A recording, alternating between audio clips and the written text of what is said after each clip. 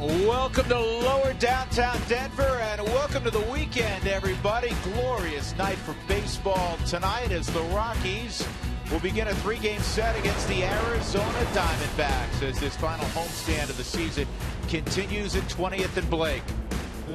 Welcome upstairs, everybody, with my partner George Frazier. I'm Drew Goodman. Well, we all missed a heck of a game yesterday, at least on the television side. 5 hours and 9 minutes of 15-inning baseball, and the Rockies prevailed 7-6. Had some thrills involving number 17 also. Well, they had a few of those yesterday, and the amazing part about it, just 3 innings shy of playing a doubleheader. They almost got double their money for one. It was a good ball game for the Rockies to win. And there was an ebb and a flow to this one. It went back and forth for a while. In the third inning, the Rockies would get a 2-run home run from Troy Tulowitzki, his 23rd of the year. He hit it to dead central. He can do that.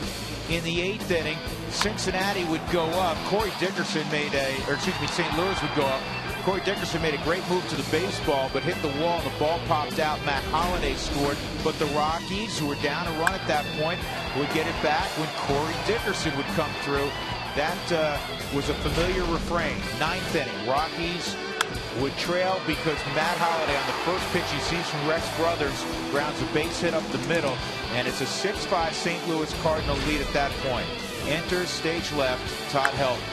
Against Edward Mujica again. Remember what happened 2 nights ago? He punched out with the bases loaded. Not this time. He hit it into the Rockies bullpen, and it would remain at 6 until the 15th inning.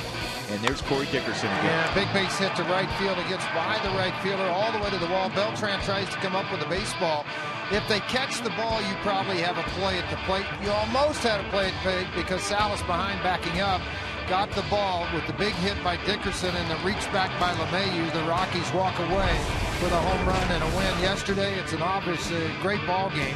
6-4 this year, next inning ball games. They used 10 pitchers. That tied the club record. Dickerson's first career walk-off. Tulowitzki and Helton both homered in the game. The 11th time they have done that in the same ball game. And then Scahill, first major league win for Rob. And that was a little bit unusual with runners first and second.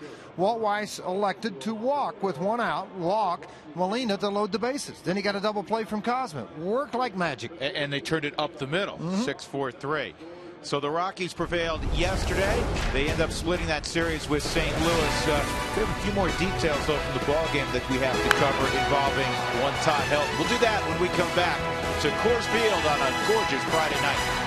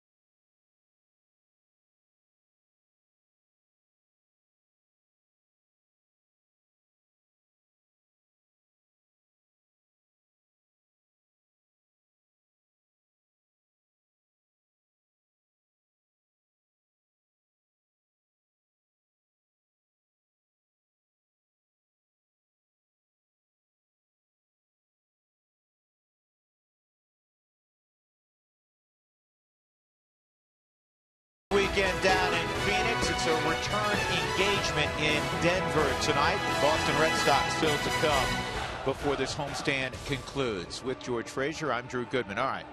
Todd Helton got one more off his bucket list yesterday. That was his line after the game, appropriately enough. The semi-hidden ball trick. Yeah, it was the hidden ball trick. It was fun to watch. The last one was pulled off. Evan Longoria got a rebate about 5 weeks ago down in Tampa. Yesterday, though, he came up against Majica and got a little revenge after a bases-loaded strikeout yesterday. He ties the game with this home run into right center. Come on, McHugh, you can catch it. Never mind. Use a glove. McHugh tried to snatch that one for him, but let's go all the way back to the first inning. After a couple of pickoffs over by Holzwalt and a dive back into it, Todd gave the old flick back. Nope, you're out. See you. At least the umpire was paying attention to the ball game. And talk about embarrassing. How about this? Go ahead and walk off. You need to dust off. Okay, now you got a lot of time to dust off. You got about 2.5 minutes before you got to play. Go out and play second base for him. That is really embarrassing, but it's also kind of, with Todd Helton being the crafty guy that he is, it's fun to see and fun. He cracked me up. We had a conversation with him last night after the ball game, and he goes, hey, he didn't say a word about a home run, didn't say a word about a double. I'm sure he had 8 or 9 picks yesterday. Pulled the hidden ball trick. I mean, it's like a little kid at first grade. Got me the hidden ball trick. He was really fired up about it, and Walt Weiss kind of went over it this afternoon. That was great awareness by Todd yesterday. I think he could sniff that the guy was, I think it was Carpenter, wasn't it? Yeah, was going to dust himself off, and so he held on to the ball. I think he sniffed it out. Yeah. Yeah, there's Todd. Who knows what's up his sleeve today, since it is the stretch run for Helton. I know he played 15 yesterday. He's in the starting lineup again tonight. We are set for a little hardball. Who knows how many innings tonight? It's the Rockies and Diamondbacks. Come on back to 20th and Blake with us.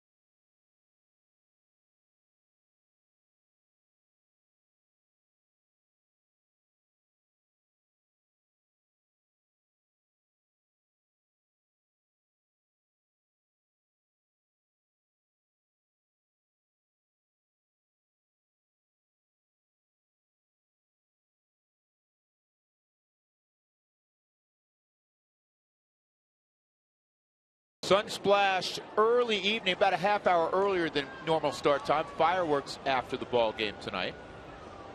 Jolice Chassin against Randall Delgado. Last 5 starts at Coors Field for Chassin. He's worked at least 7 innings. And the first pitch of the ball game in there, strike 1 on Adam Eaton. Last start against Arizona, 4 innings, 7 hits, 6 runs, 4 earned for Jolice. Here's a shot down the line. And this into the corner, and Eaton can really run. He's headed to third base. He's going to have himself a triple pretty easily. So a leadoff triple for Adam Eaton. Now, something got to get tested early for Jolice is the fact that the runners in scoring position have hit .242 against him this year. Southwest batting order for Kirk Gibson.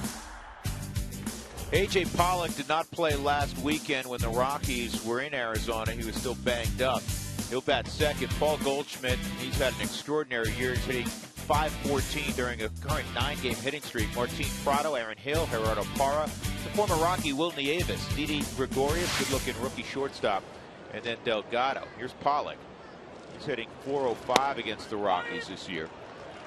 Rockies are just 6-10 against Arizona, and they have not scored many runs against Arizona. Well, a pitching staff. They've got a pretty good staff. They've caught Corbin a couple of times where he's done a nice job against the Rockies. Right-handers have hit .230 against Jolice this year.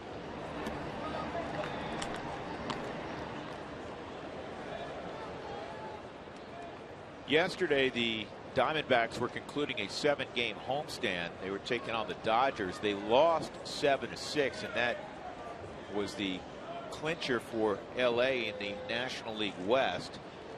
And now we have Poolgate because the Dodger players, some of them after celebrating in the clubhouse, decided to take the celebration to the pool, which incensed, there they go. I wasn't sure who went in. I'd like to see, but again, it kind of surprised me a little bit, Drew, only because of their manager. You know, I just wouldn't think this is something Donnie would condone. And again, you know, the way I always look at champions, if you expect to be a champion, act like a champion. And when you win a World Series, you want to go dive in, knock yourself out. But yesterday was clinching a division. I guess maybe with everything that's gone on with it all, you know, with all the injuries and how many back they were in June, and then the rebound they had with everybody healthy, I could see the excitement. Just surprised me a little bit. Outside 2-2. Well, you wonder next year when they get together, you know, whether it be down in Scottsdale and spring training or in the regular season, if there's a little bit of carryover. Well, there's some hard feelings right after the trade deadline. Nolasco hit a couple of Diamondback pitchers, so there's or players, I should say. So there's a little bit of hard feelings already created there. 2-2, and this one's left up, and it's hit a long way to left, and it's going to get on out of here. A.J. Pollock hits a hanging slider. It's not a good start for Jolice Chassin. 2-0 on the 8th home run for the rookie A.J. Pollock. Yeah, not the way you want to start things, obviously. Particularly when you are fewest home runs allowed per 9 innings pitched. Chassin 4th on the list. Less than a half of home runs per 9 innings. He's already given up 1 here in the first on the Mike Shaw Subaru Supermo. Hanging slider, you can see it. Stayed right out in the middle of the plate. A lot of deep, high, long drive to left field, and Pollock comes up with his home run, as Drew mentioned, number 8. RBIs 35 and 36. On the ground to Tulowitzki, and he'll throw out Goldschmidt. First out.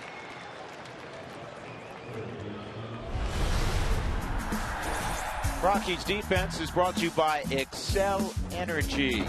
We bring you the energy you need so you can live the life you want. Visit responsiblebynature.com to learn more. Rockies beat up. Culberson is in left field. Dickerson is in center. Charlie Blackmon in right. Michael Kadire not ready to go quite yet. Arenado's back in there, though, at third. Tulowitzki, Rutledge at second. Todd's at first, and Willeen Rosario still out of there, so Jordan Pacheco doing the catching.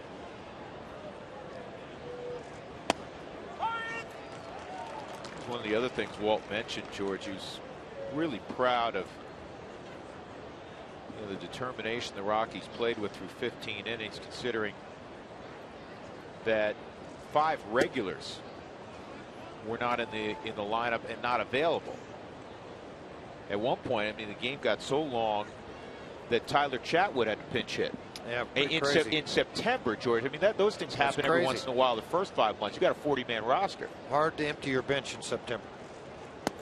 But Walt was saying it was more like a mid-season game because he has so many injuries.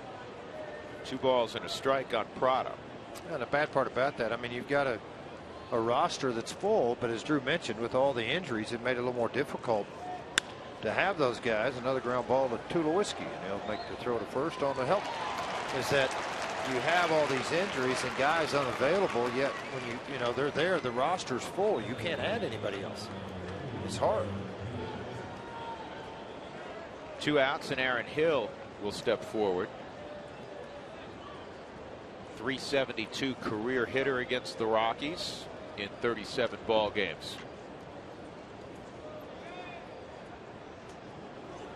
Fastball's down. Toyota Talk comes your way in the 5th inning. Tonight, it's a Fan Friday. We want to get your thoughts on this topic. What's your favorite Todd Helton moment? Text Toyota to 720-720, followed by your favorite Todd Helton moment. This off the very end of the bat. Chassin will go underhanded to get Aaron Hill. Damage done, though. Triple home run. Eating the triple. A.J. Pollock the home run. 2-0 Arizona.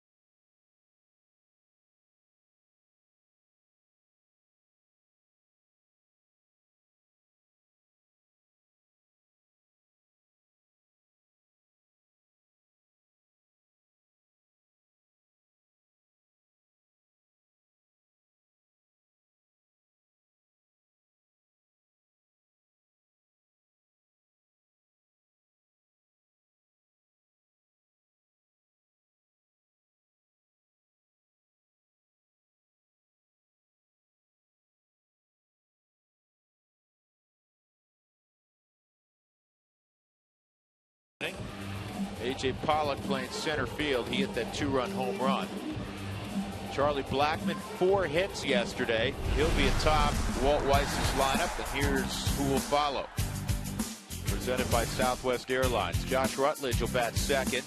Corey Dickerson, he had the 2 triples, including the game winner. His first walk-off hit in his career yesterday. He'll bat third. Then Tulowitzki. Helton will bat fifth. Jordan Pacheco, Nolan Arenado, as we mentioned, back in there. Charlie Culberson and Jolie Chassin. Arenado's got the sore thumb. Randall Delgado in his last outing beat the Rockies down at Chase Field. Good changeup, George. Really good changeup. That's something emphasized in the Brave organization where he came from, in the Upton trade where he came along with Martin Prado, part of that. 5 and 6 on the year. The one thing he's had a difficult time with, soft fly ball to the left, is keeping the ball in the ballpark. He averages almost 2 home runs per 9 innings. He's given up 21 in 100 innings pitched so far. The fastball, very good arm. Up to 91 miles an hour average. You get changeup, curveball, and slider. You can see what Drew talked about. The changeup almost 28% of the time.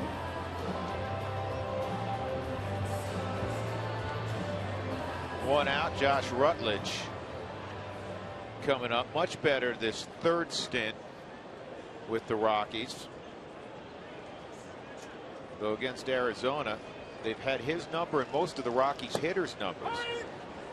Rutledge hitting .088 against Arizona this year, 3 for 34.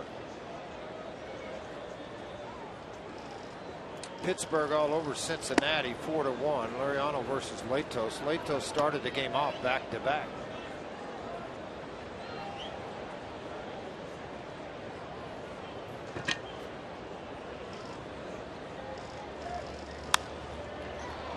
That ball make it into the seats. I don't think they can run it down.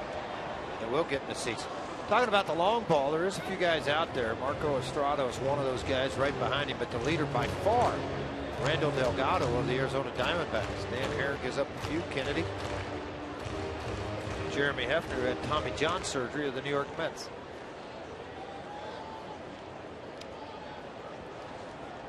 The Rockies are hitting .225 as a club against Arizona this year, and they've averaged under 3 runs a game. That's foul. Let's take a look at the Arizona defense tonight. It's brought to you by Excel Energy. Make the choices that fit your life, and Excel will provide you the energy to power it. Visit responsiblebynature.com to learn more.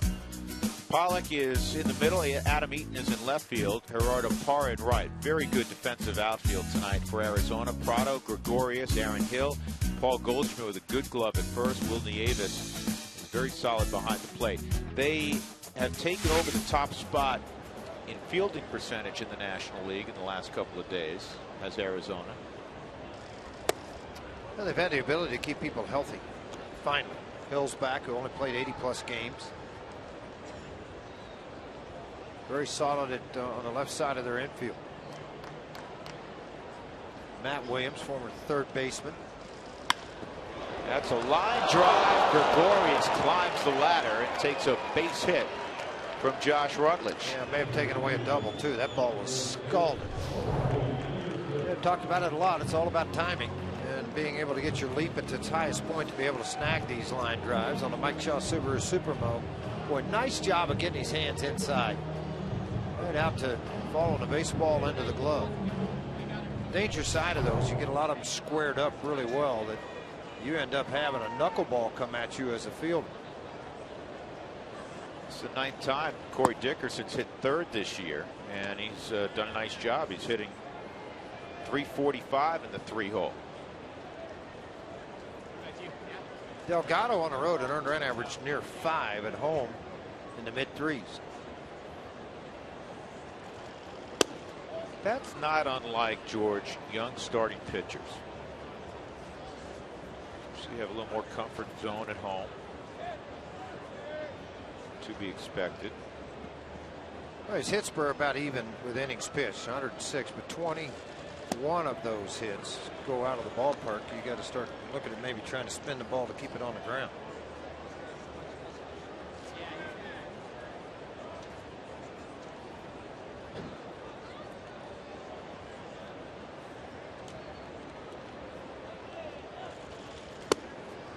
That catches the zone, 2-2. Home plate umpire tonight's Paul Schreiber. Jeff Kellogg's the crew chief. Jeff's at first base. Toby Basner at second. Chad Fairchild at third.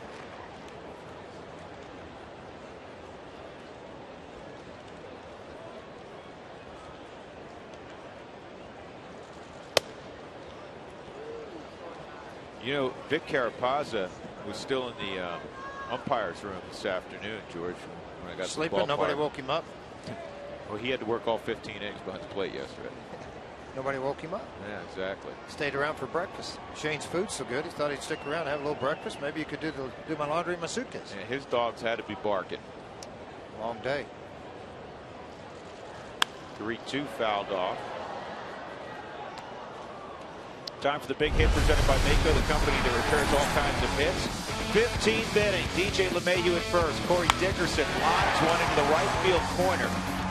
And LeMahieu would get a green light this late in the day. Stu Cole said, "You're going." And though the ball beat him, LeMahieu got the touch of the plate.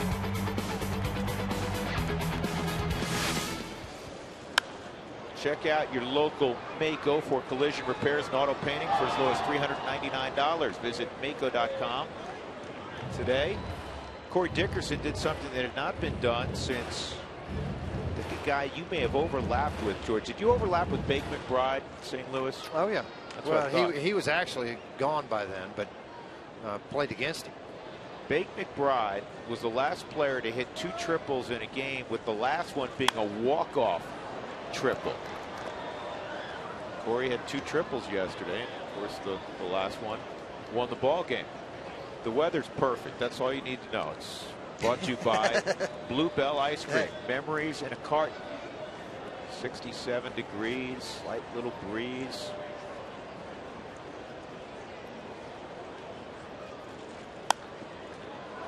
And this is a pop-up on the right side. Hill and Goldschmidt.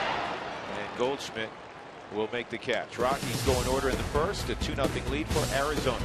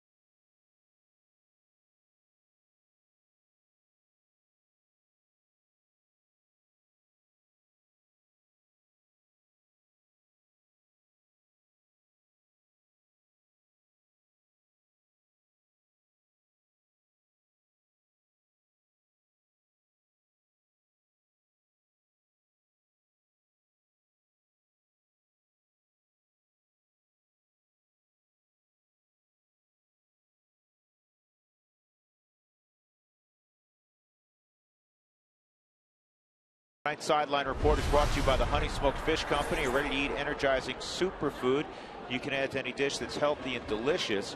And it's not a sideline report, it's a center field report with Jenny. Hey Drew, it is Friday, so you know by now what that means. It's Fan Friday. We want to get your questions. You can shoot them over to @RootSports_RM. We also want to get your shout outs to Todd Helton, so don't forget a hashtag Thanks Todd if you send one of those along. Let's get to a question really quick. Let's see, JJ says, it was the Rockies' first yesterday when Todd Father performed the hidden ball trick. Was it?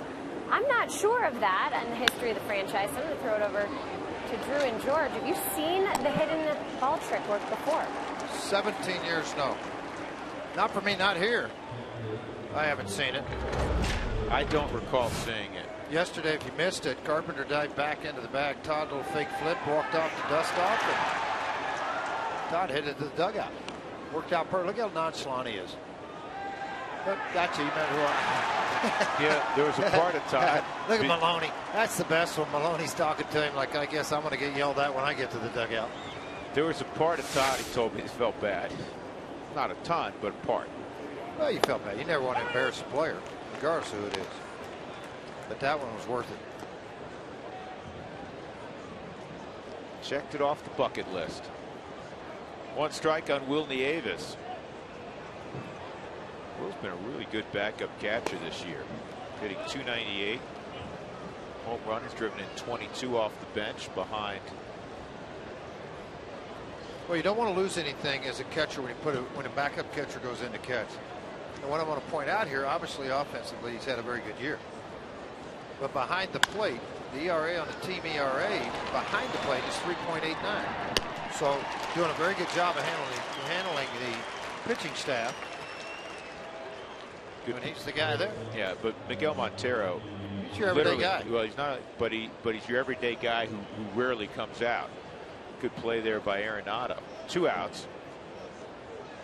Boy, after the hanging slider that A.J. Pollock hit to the seats and left, 5 straight ground balls. Heavy sinker. He, got away from himself a little bit, went out and tried to overthrow a slider in a situation that normally don't need to do. Jordan Pacheco behind the plate for the Rockies tonight. His earned run average catching a ball game, although limited, he hadn't caught very much, is 386. A lot of movement on that pitch. A tremendous amount of movement on that changeup at 79. 2-0 on Didi Gregorius, 3-0 on Gregorius.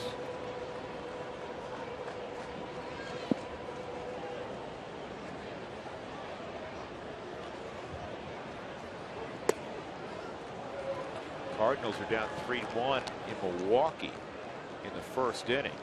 That's a walk to Gregorius, and that'll bring up Randall Delgado.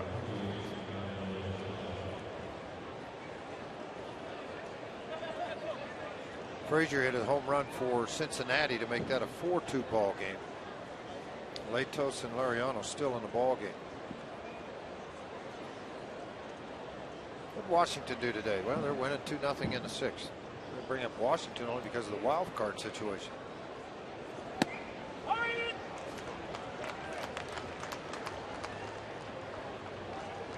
Andy Pettitte decided to retire today. Again. Yeah, well, probably doing that just because the ball club didn't win. Felt like it's time to go home. 41 years old.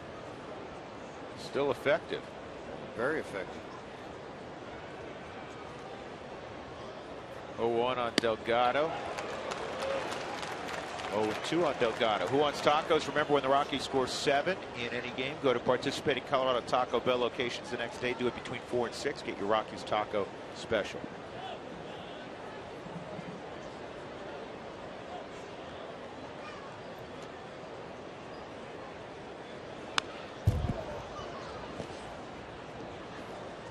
Arizona mentioned they lost 7-6 to LA yesterday. The 6 runs they scored against the Dodgers were the most runs they'd scored against LA in 2 years in a single game. Well, one of the best pitching staffs around. Glad out you've added Greinke at ERA in the mid-2s, Nolasco. I think, George, I mean, 19 games a year, you would have thought somewhere along the line you had a big day, especially playing your games at Chase Field. Yeah, you would think so. Well, fireworks night at the ballpark. Todd Helton's basically night at the ballpark. Pretty good crowd here for starting to fill in. Yeah.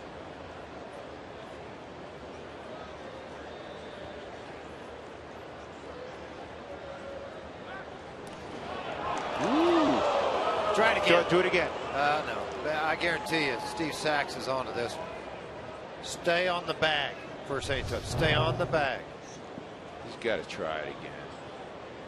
Pretty close there. It throws off to the side of his foot. Probably got a pretty good chance at it. Todd thinking he's going to have to pick the baseball first.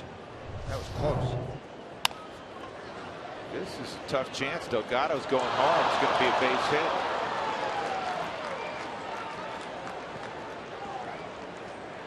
hit. An infield single. Gregorius at second. And with 2 outs and 2 on, Adam Eaton, who tripled, will come up. Yeah, tough play too for Arenado. He's playing back behind the bag. Got to come a long way to get it. Got to have to be a clean bare-handed tag. Delgado young, good athlete, can run a little bit.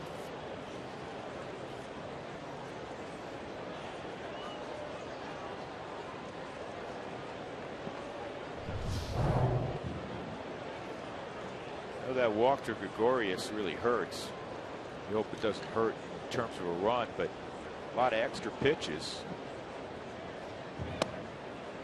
And fires low to Eaton.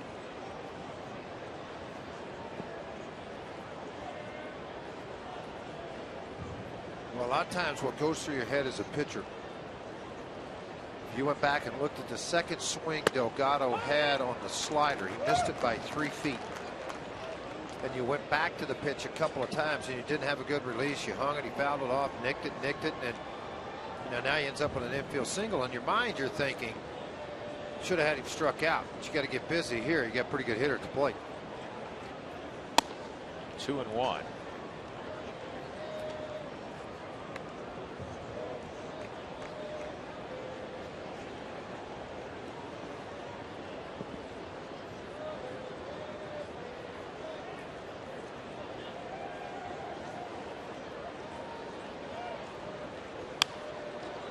Fouled off.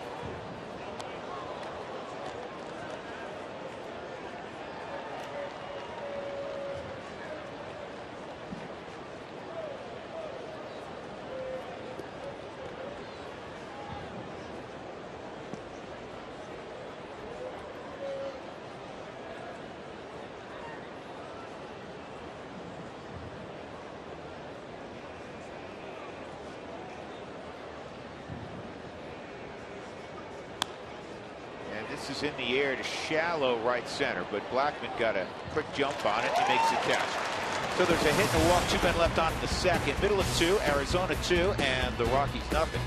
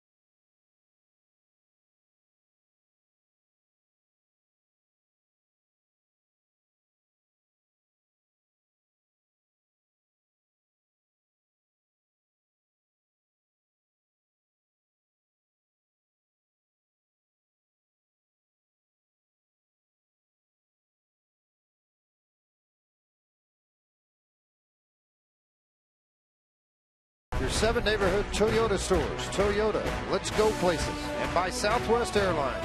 Find our fares online only at southwest.com. Well, the Rockies trail this one 2-0 on a home run. Hit by A.J. Pollock, his 8th. He's got 36 RBIs now. Troy Tulowitzki will lead off for the Rockies here in the bottom half of the 2nd inning. Tulo with a 2-run home run yesterday. 23 home runs, 78 RBIs on the year now.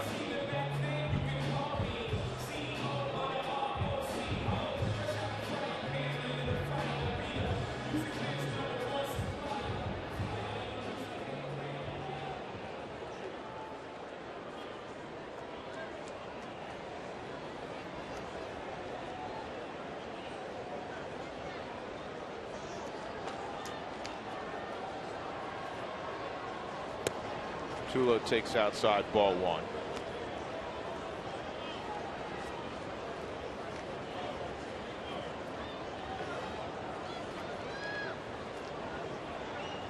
Tulo sitting on 78 RBIs. Club leader is Michael Kadire. Michael had a cortisone shot yesterday. I mean, he's bandaged up. He's got the left wrist and the right forearm.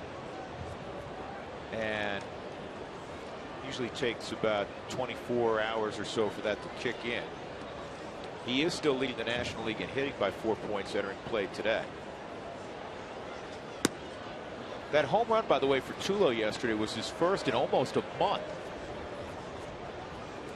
Things have tightened up, though, a little bit because Johnson had 3 hits today. Dougie just handed me a note. So Cuddy's hitting .331 and Johnson's hitting, actually, if you round it off, both hitting .331, but Cuddy is percentage points higher. And a base hit for Tulowitzki leading off here in the 2nd inning against Randall Delgado. And here comes Mr. Hill.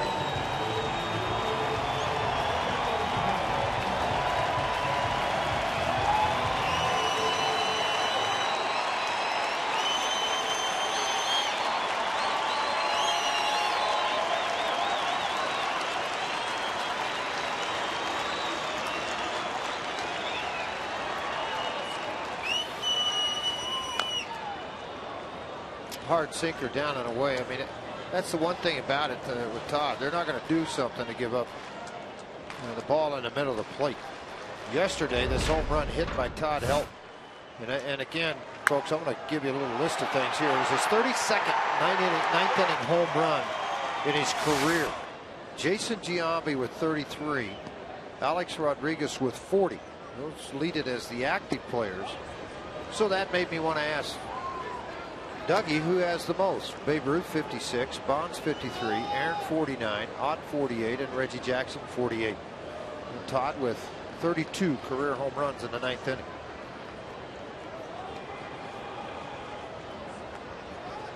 Yeah, if you start doing it by percentage, Todd's percentage is almost 1 in 10. It's about, it's in that neighborhood, 1 in 10, 1 in 11. Bruce was higher. Bonds was higher. Or actually, I should say lower percentage. Outside, 2 and 2.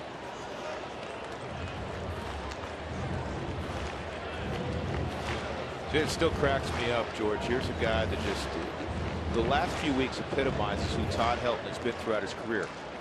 He's tinkered with his stance and where he's holding his hands in the final, you know, the twilight of, literal twilight of his career. Well, the whole thing is he just wasn't happy the way he's swinging it. All of a sudden he started swinging pretty good again. Line shot, center field. Todd could feel it in his swing.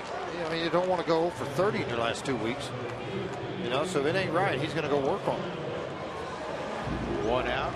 Todd lines to center field, and that'll bring up Jordan Pacheco.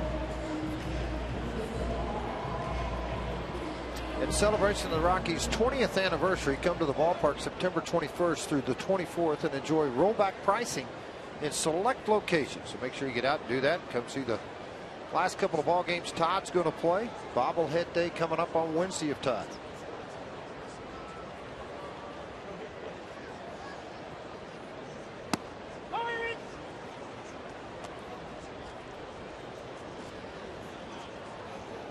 Jordan was 0 for 1 as a pinch hitter and defensive replacement late yesterday.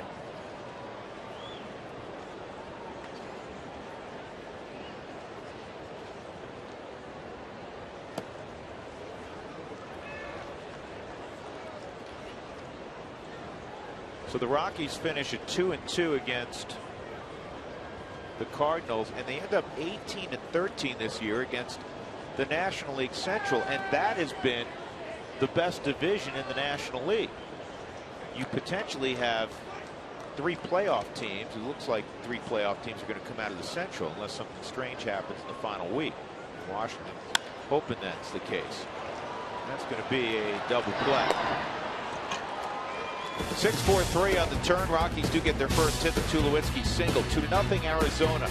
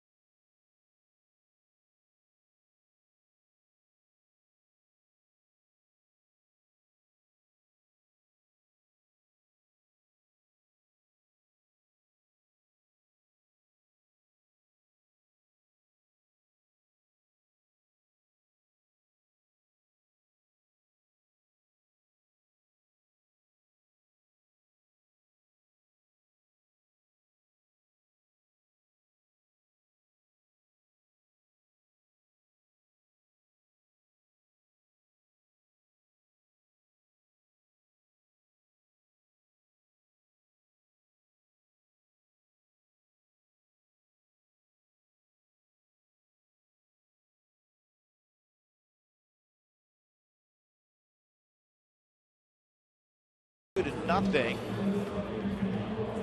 as we go to the top of the 3rd inning, and for Arizona we will have A.J. Pollock leading things off against Jolie Chassin. Well, we have good news to report. It's not unexpected. Walt Weiss, much was made when Walt signed a 1-year deal, and the Rockies up front, Dick Monfort said we want Walt to be here for a long period of time, and Walt will return next year. And that is great news. Well, here's the deal. And when he did sign a 1-year contract, I like Walt's comments. As a player, first time I ever got to do something at the big league level, I didn't get a 5-year deal. You know, I've got to earn my stripes a little bit. I've got to show people I can be a leader, show that I can run a ball game. And, you know, even though you have tons of injuries and it's affected the way your team's played, he still managed the ball game very well. So good for Walt Weiss, good for Walt's family. Glad he's coming back. Gives some continuity to the Rockies on that top step of the dugout. He's grown this year and learned a lot as a manager. And it's different when you play and then you manage. Walt has always been a deep thinker, one of the sharpest guys in the game when he was wearing the uniform as a player, playing shortstop, and you just grow into the role. And he's had a lot of guys naturally in his corner, Tony La Russa in particular. Well, I think here's the thing about it. When you go to manage a ball club, you know, when you're a player and you sit out in the bullpen or you sit in the dugout and you watch a ball game and you're thinking, oh, I'd have done this, I'd have done that, or, you know, why don't we do this? But until you get back in there for 162 days, 40 or 50 days in spring training, another 60, 80 days in the off season, trying to form your ball club and be that guy in the room and trying to be the leader of all people, it's a difficult job. It's not anything like you thought as a player sitting over in the corner. Base hit for Pollock to go with his 2-run home run. So a leadoff single for A.J. Pollock, and that'll bring up Paul Goldschmidt, who leads the National League in RBIs with 119. Well, to me, he's got to be in the mix, top 3 or 4 guys for MVP. I mean, I don't know how people keep him out of there. I mean, I know everybody was talking about Yadier Molina because he catches, he does his other stuff. He got 67, 68 RBIs. This guy's got 119, whatever it is, RBIs. I mean, stupid amount with 34 home runs. And he's hitting .304. I think more than ever, George, even more than perhaps when you played, the writers, they gravitate toward the top player on the winningest or one of the winningest teams. It's understandable. I get that. Andrew McCutchen certainly in Pittsburgh. But I mean, why not Matt great. Holliday then? He's leading them in RBIs. He's leading them in home runs. He's near 290, almost 300 in average. Well, Beltran leads him, in big flies, but yeah. But I mean, Matt's leading them in RBIs and near 300 in average. So I mean, that's where I get into the deal, and I understand all of that. I think it will. Personally, I think it'll probably come from somebody in Pittsburgh. The only reason I say that because it's a great Cinderella story about a ball club that hadn't won in what, 21 years, hadn't had a winning record. Well, there's only one candidate. Well, there was two, McCutchen and Marte, but Marte's been injured. But I'll tell you another guy there that don't forget about it either, and it falls right into the Molina things. There's a reason they signed Martin to catch. Been in the playoffs, the World Series 5 times. They wanted a leader behind the plate. Yeah, instrumental, but he's not going to be the MVP of the league. But I mean, it's kind of the same deal as you look up RBIs and everything else. He's not hitting for the average, but he sure is calling and catching a good game. I'd be shocked if Goldschmidt wasn't in the top 4. 2-0 on Goldschmidt. Let's take a look at our AT&T trivia question. Paul Goldschmidt leads the National League in RBIs, tied for the lead in home runs. How many times has a Diamondback led in ribbies or home runs? First year was 1998. He got good in a hurry. Well, there was a left fielder that hit pretty good, but he didn't lead the league in home runs that year. There's a couple other guys better than him. Luis Gonzalez hit 57 big flies one year. Yeah, but you had a guy named Bonds and Sosa, McGuire going at it pretty good that year too. Matt Williams. Is that a hint?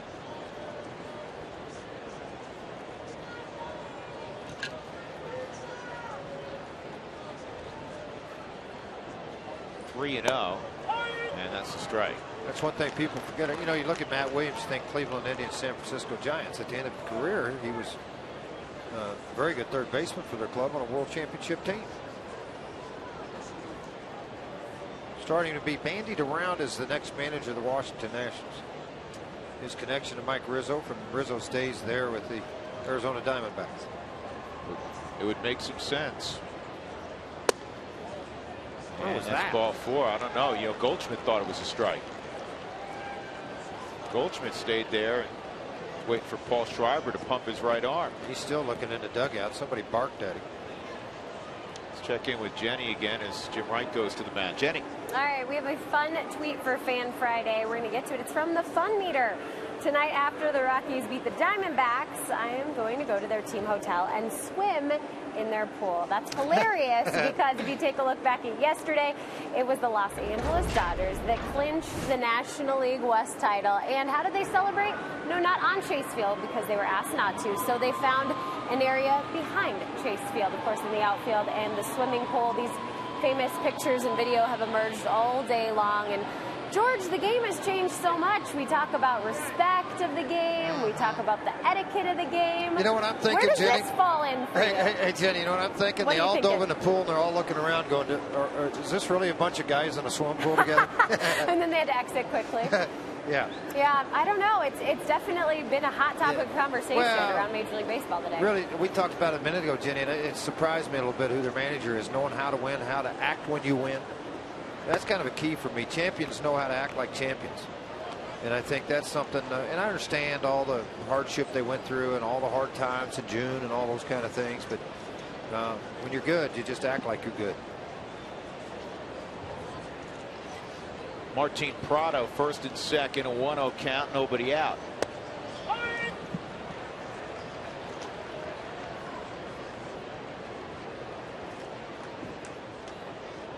The Diamondbacks have hit Chacin well.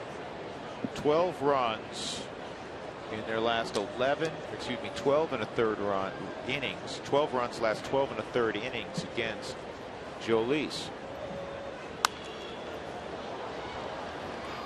Second half earned run average is really good at below 3 in the mid 2s. Unfortunately, they're not scoring the same runs. They almost near 6 in the first half when he went 9 and 4. second half almost a full run down.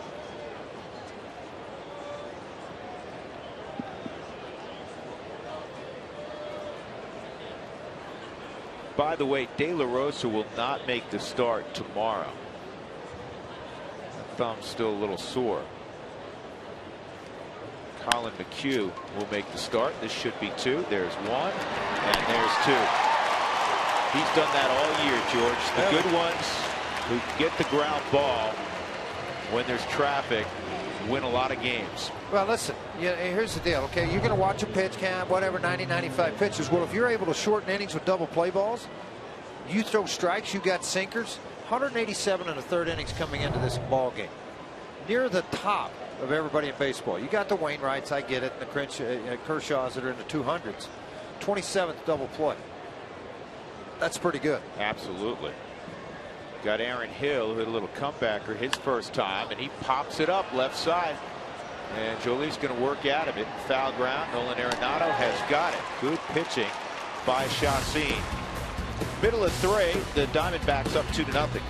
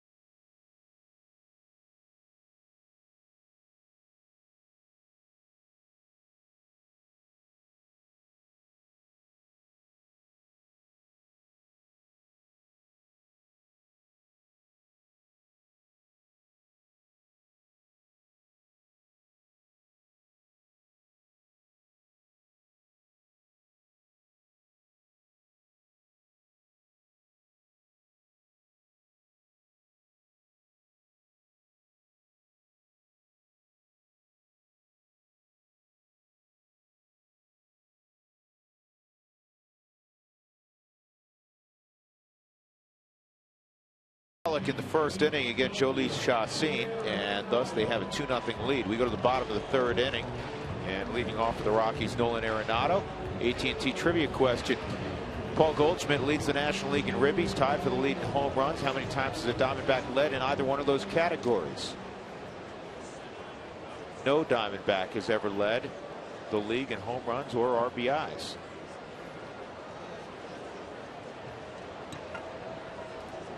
He will definitely, double check myself, but he's not going to get caught in ribbies. Goldschmidt is 16 ahead of Jay Bruce. Jay Bruce would have to have like a Soriano 3-day weekend. Yep. What did he drive in 18, Dougie, in 5 days? In 3 days or something earlier this year, Soriano? 5 home runs.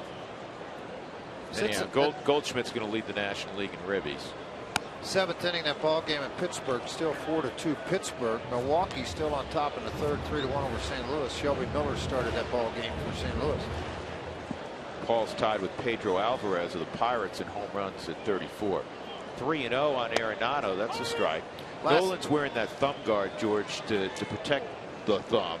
Well, a lot of guys. There's a lot of guys who wear that circle thumb to try to do it. Arenado's got a really bad bone bruise right on that knuckle of the thumb. So a lot of times guys are trying to get him inside to do that. You know, just why don't compensate the swing. Too good a swing to do that. He'll ground out here to Hill in the third inning. So far, Delgado perfect. 7 up, 7 down.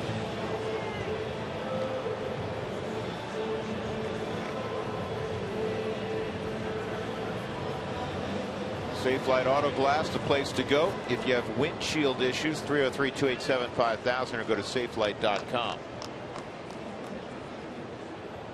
Culberson's starting to make a little name for himself here at the big league level since getting consistent playing time. 4 for 8 in his last 8 at bats. Some extra base hits, home runs, game-winning home runs.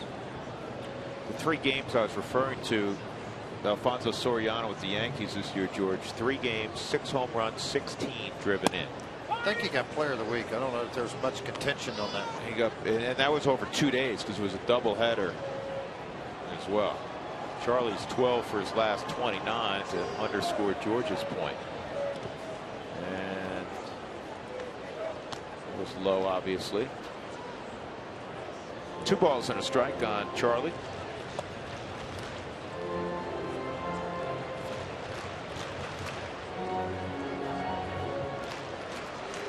Hitting his last 7. 3 for 7 yesterday. That's sharply hit, and it's a base hit. That just ate up Gregorius. He's been finding the barrel a lot as Charlie Culberson.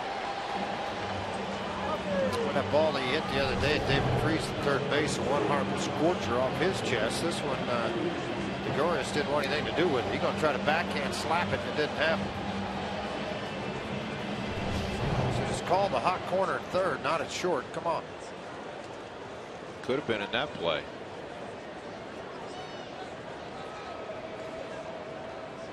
Here's Chacin. It's a ball from Delgado. It's interesting, though, too. Chacin with 5 RBIs. Chatwood with 7. The Rockies pitching staff 16 RBIs overall. 6th, tied for 5th with Atlanta in the National League. Cubs lead it with 29. Got 29 out of their pitchers to maybe start hitting them 7th. Remember, Wood had all those home runs, RBIs that he's hit this year. Scherzer, or excuse me, drawing a blank. Samardzin has hit a few. Jeff Samardzin, yeah. He's swung the bat well. Scott Feldman, before he got traded, swung the bat real well for the Cubs. Slug bunts on, throw to second on the steal. Culberson is safe. Gregorius dropped the the ball baseball. was dropped by Gregorius. Gregorius had a chance right there to go ahead and get him, but he didn't. Third stolen base for Charna to get into scoring position. Good throw by Will Nieves, too. Hit right in the middle of the glove, popped right out. A pretty good shot of it right here. That ball gets down to second base all the way on the fly. Hit right on the heel of the glove, forgot to pick it up, otherwise he's out.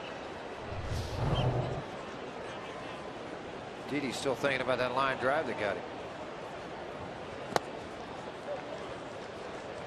I'll tell you what, Will Nieves getting after Delgado a little bit.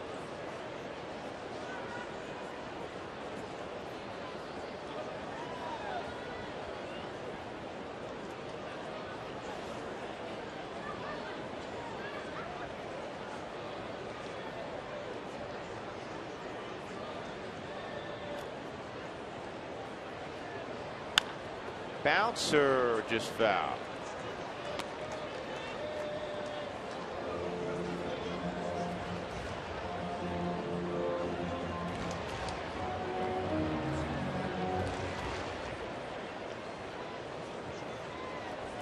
Interesting to see what they go with here on Chacin. He hasn't shown a good breaking ball yet.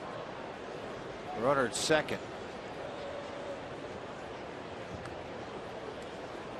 Chacin, to me, a minute ago, when you think, oh, there's a hanger. This ball's well hit left field's got a chance. Gone. Nobody signaled anything yet. Yeah, finally, third base umpire Chad Fairchild says that's a big fly.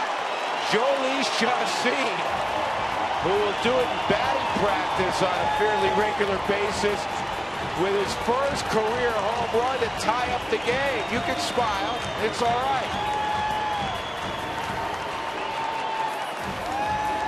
A hanging breaking ball up in the top half of the zone, and Jolie's just turned and smacked it. That was fun to watch. You saw the swing on this thing. Look how high up this thing is, and then he's just letting it all fly with a little bit of a bail to it, right out of the reach of Adam Eaton in left field. Thought that was a little unusual. Fairchild didn't want to call it a home run until he looked up in there a bunch, and he finally called it a home run. Really got to refocus now too as a pitcher. You're so caught up. I mean, and it's obvious. You would feel that way. You hit a home run. You're the pitcher on the mound. You got to get after it. See, George, I'm giving you credit for that one because you're talking about all those Cub pitchers doing their thing. See, you hitting a home run. Yeah, that's yours. Yeah. You can take it. Hey, go tip your cap right now. We went up. Now all of a sudden you got an 18.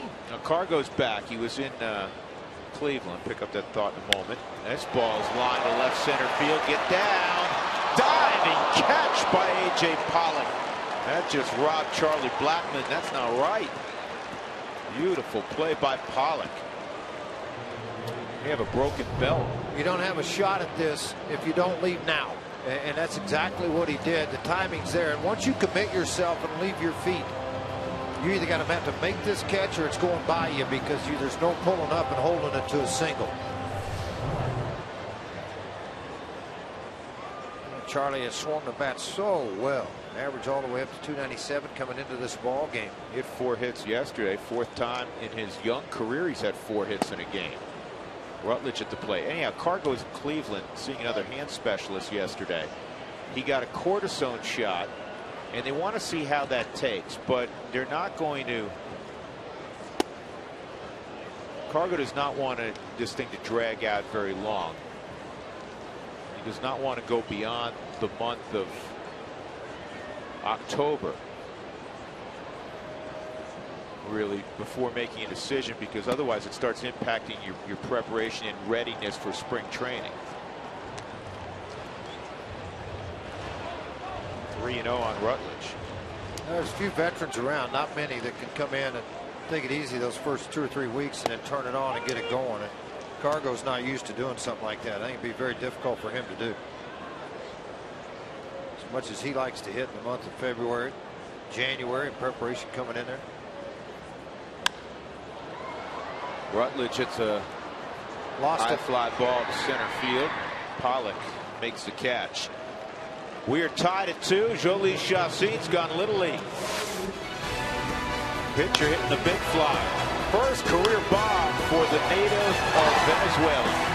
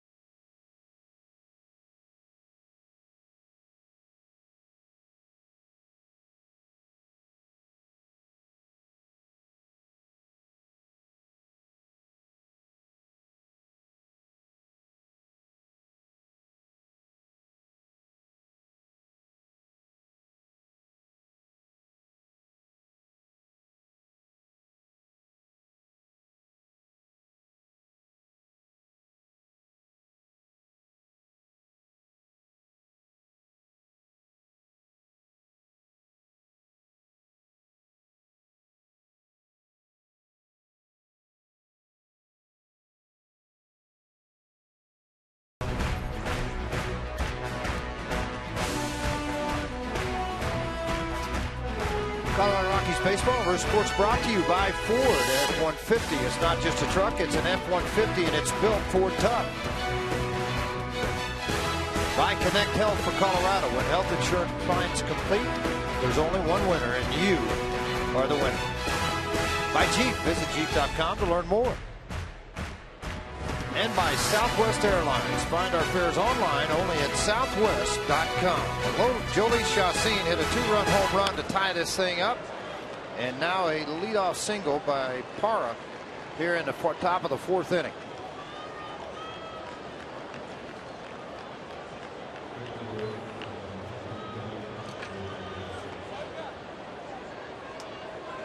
Well, Nieves will come up. We talked earlier in the ball game about Nieves and the year he's had, a very good one. 298, 1 home run, 22 RBIs with par on first. A lot of times managers would like to hit and run in this situation. Guys that can handle the bat when you're working in the bottom of the order.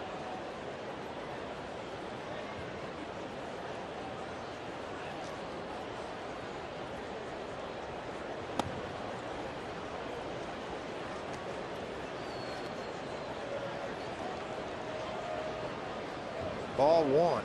Ball down on the ground, down the lower half of the plate to Will Nieves. Delgado's not a good hitter, even though he got a base hit. You're going to have something, you'll have an action play. You're not going to have to Nieves to punt him over. Takes ball 2 in the ground. A slider at 82 miles an hour. Delgado waits to come up. He dribbled one to Arenado, got a base hit in his first at bat, but not a guy that swings the bat real well. Experienced hitter at the plate with Nieves, and ahead 2-0 on the count. He'll look for something he can put a good swing on. And ask for the fastball away from Pacheco.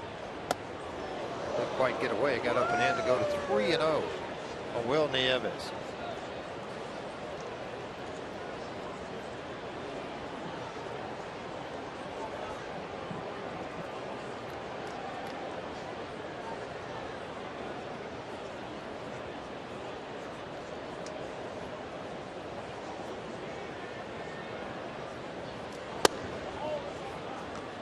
That just misses. It's a 4-pitch walk, and you got the same deal as last inning, George. First and second, nobody out. Exactly what happens. And again, you know, I mentioned when you hit that 2-run home run, you get caught up in it a little bit. Jimmy Wright's going to come out, slow the game down for him, increase the thought process here, make sure that they've walked 3 in the ball game so far. Let's get it back in the zone. Let's just flip another double play. We've done it already. Let's do it again.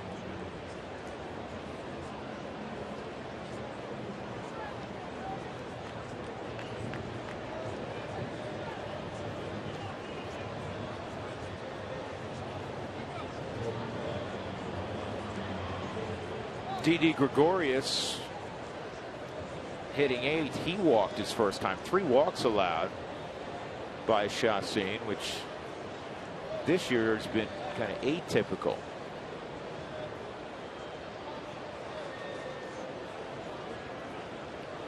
I think Jim Wright wanted to do exactly what you said, George. I mean, a lot of adrenaline.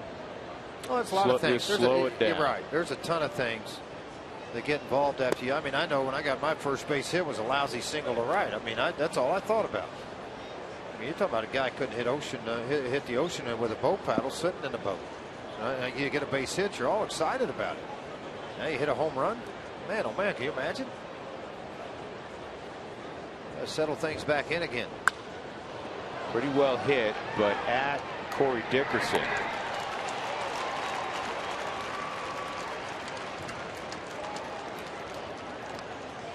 One out, and that'll bring up Delgado.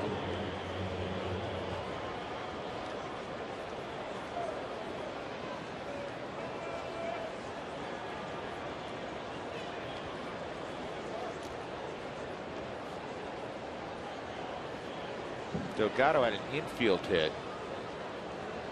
Topped a little ground ball towards shortstop in no man's land.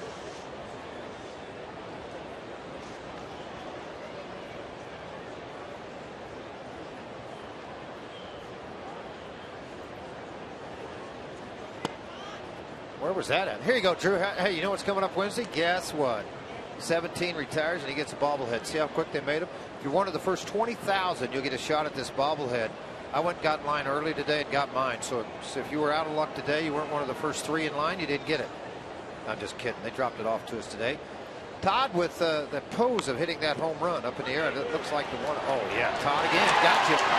Double play. That's your basic 3-5-4 double play. How about the glove? Still works, doesn't it? How about the arm? That works well as well. Oh, do it all over again. And he got that cannon on the other side throwing it.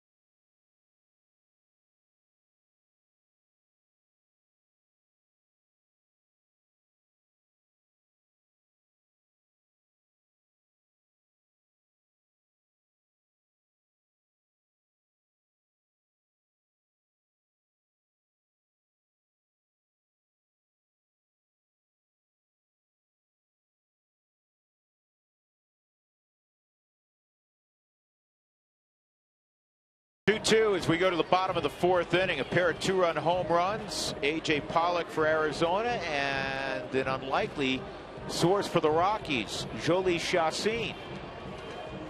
Randall Delgado is getting his warm-up pitches done as he was the last man to hit in the top of the fourth inning.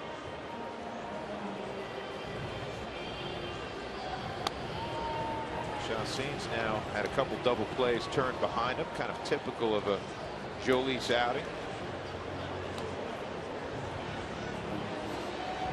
Great play by Helton to start that double play. Dickerson, Tulowitzki, and Helton. Second look at Delgado. Last home run by Rockies pitcher, by the way, Alex White, September of last year. He hit one out against the Padres. Alex now a member of the Astros organization and rehabbing from Tommy John surgery. He had his surgery back in spring training. Did I say Houston? No. No, you're. Yeah. Oh, you were. Now that something, I thought I misidentified the club. No, I had my earpiece off. I was talking to Dougie, having him look something up for me real quick. One ball, one strike on Dickerson.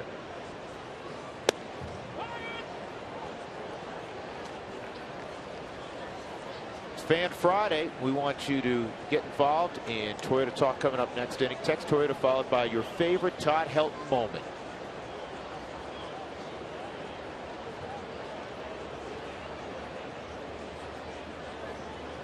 Make sure you follow it with 720-720 as always.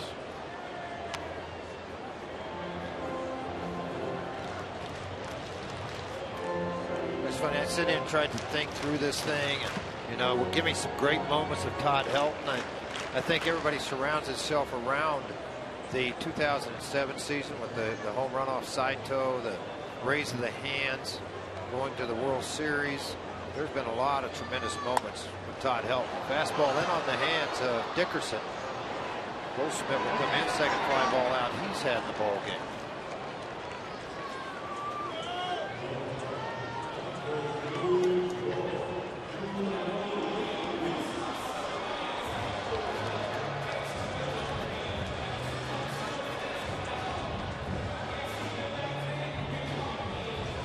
Troy base hit in the second inning. Average resting at 314. For whatever reason, the first portion of his career, he didn't hit well against Arizona. 254. Last 20 games, so he's hitting 403 with 6 home runs against Arizona. Starting to put up Tulowitzki-like numbers against the Diamondbacks as well.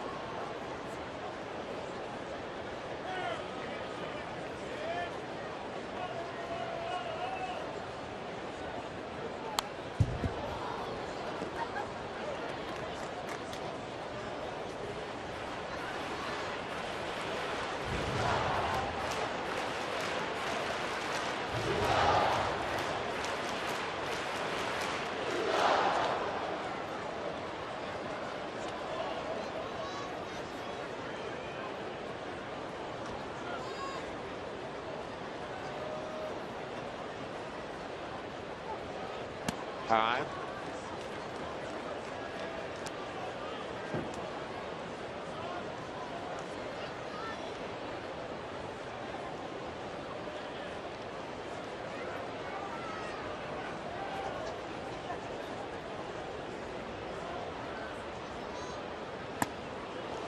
Up and chase up 2-2.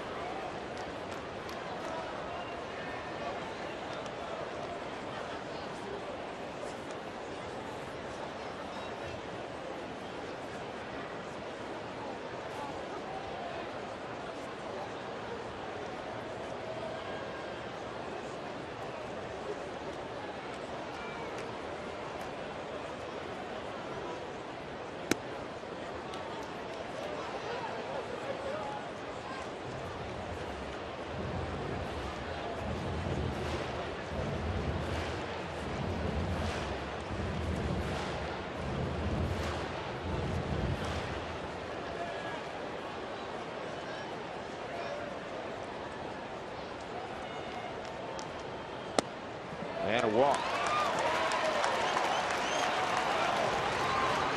And that'll bring up help for the second time. He lined out to center field his first time. Hit it well, but right at A.J. Pollock.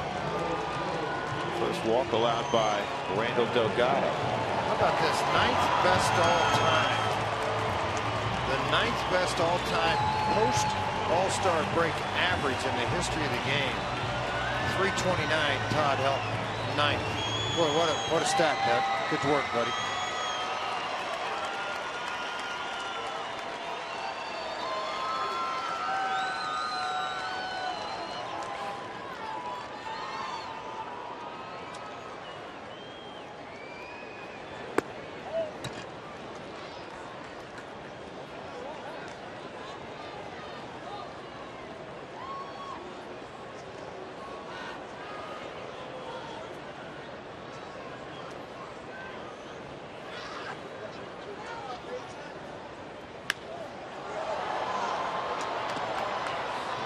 Fly ball to left field, and that Eaton will get under. 2 outs.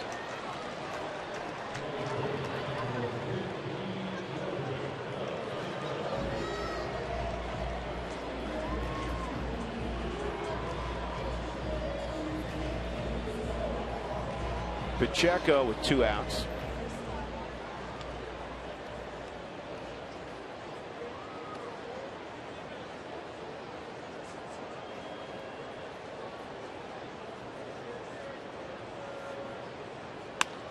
On the ground to second, and Aaron Hill will throw out Jordan. 4 innings completed Coors Field. The Rockies 2 and the Diamondbacks 2.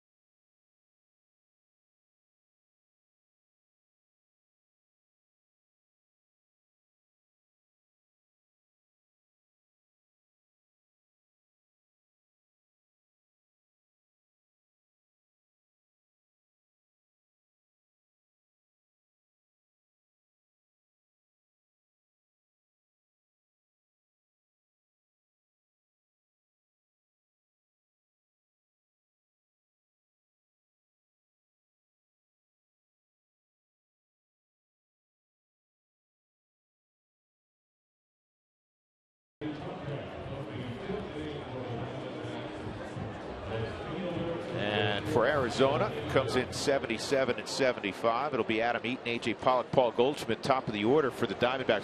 This is an amazing stat. Do you know Arizona's never been below 500 this year, George? Never been below 500. No, but they haven't been a whole lot above 500 no, they haven't. Their longest win streak's 5 games. Their longest losing streak's 5 games. They've kind of been around that 500 mark most of the year, but they don't ever fall below it. Adam Eaton at the plate, ground ball to second. Rutledge does a good job coming to get the baseball. 1 out.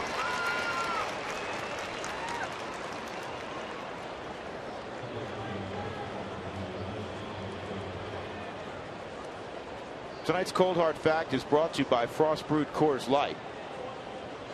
How the West was lost is the heading on this. Arizona led the division back on June the 22nd. The Giants, they're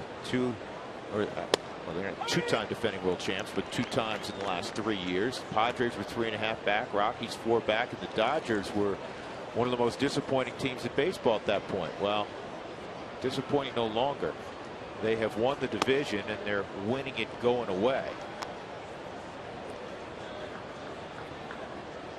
Blowing everybody out of the field. And here's something strange in that the Rockies entered play tonight, George, at 500 inside the NL West. Now that usually is indicative of a real good record, being competitive in the division. But right now the Rockies, unfortunately, are in the cellar in the West. Yet they're at 500 in the division. Go figure. Played well against the Dodgers because they had them a lot early. Yeah. Watch out. Actually, the team they've played the poorest against would probably be the Diamondbacks. 6-10. And just 2.8 runs per game.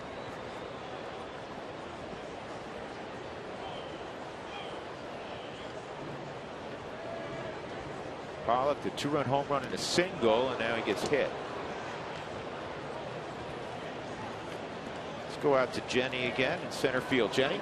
Hey guys, our Fan Friday continues. We're getting some good questions. You can send yours in at @rootsports_RM, and hopefully we'll get them on the show. Let's get this one from Jillian. How many different batting practice pitchers do we have? Well, I know for a fact that bench coach Tom Reynolds throws some BP, and Stu Cole, he also throws batting practice, the third base coach. Do you guys, who else throws?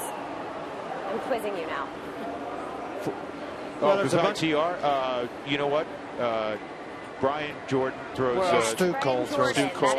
Stu Cole will throw it. Yep, Latch would throw it, but he's got a bad knee. He can't do it. He could do it all day long if he wanted to. This should be two. Another one. There's one, and set your feet, throw to first. Brian Jordan typically throws early. Tommy Reynolds throws. Stu Cole throws. Chris Warren. But the first three I mentioned are the guys that throw every day, pretty much. 2-2 game as we go to the bottom of the fifth.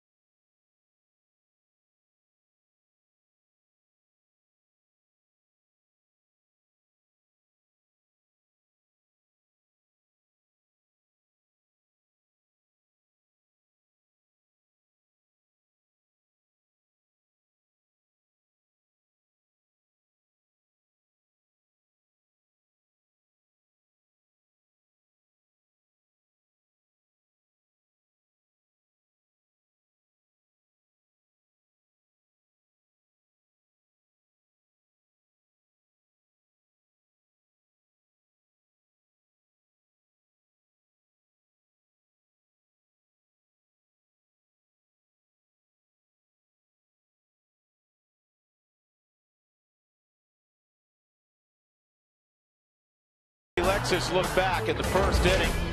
Jolie Chassin left the slider up, and A.J. Pollock kicked into the seats and left with a man aboard. Third inning, Jolie Chassin said, you know what, I'm going to amends for my bad to make my good. He hit a 2-run home run.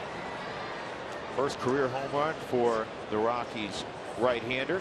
So we're tied at 2 as we go to the bottom of the fifth inning. Nolan Arenado leading things off, and the 1-0's down 2-0. Cooney Lexus, where luxury has a new address now open in Greenwood Village.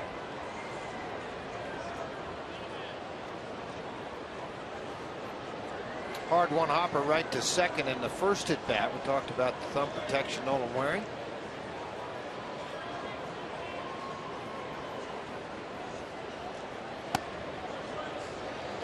That's 3-0. Delgado, for what it's worth, usually works into about the fifth inning. He'll get to the sixth occasionally. He's not a guy that works deep in the ball game. Still a young prospect with a big arm.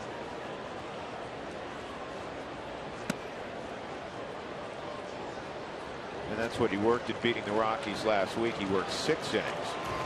Couple runs, 5 hits, a walk, and 3 strikeouts.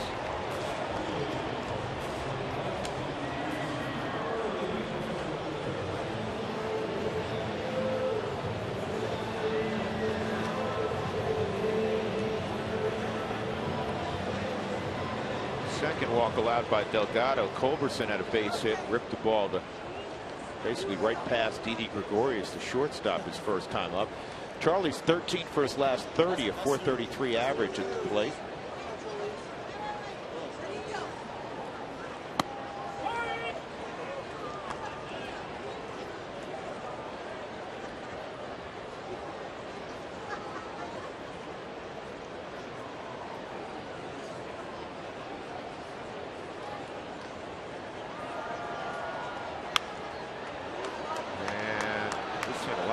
Today.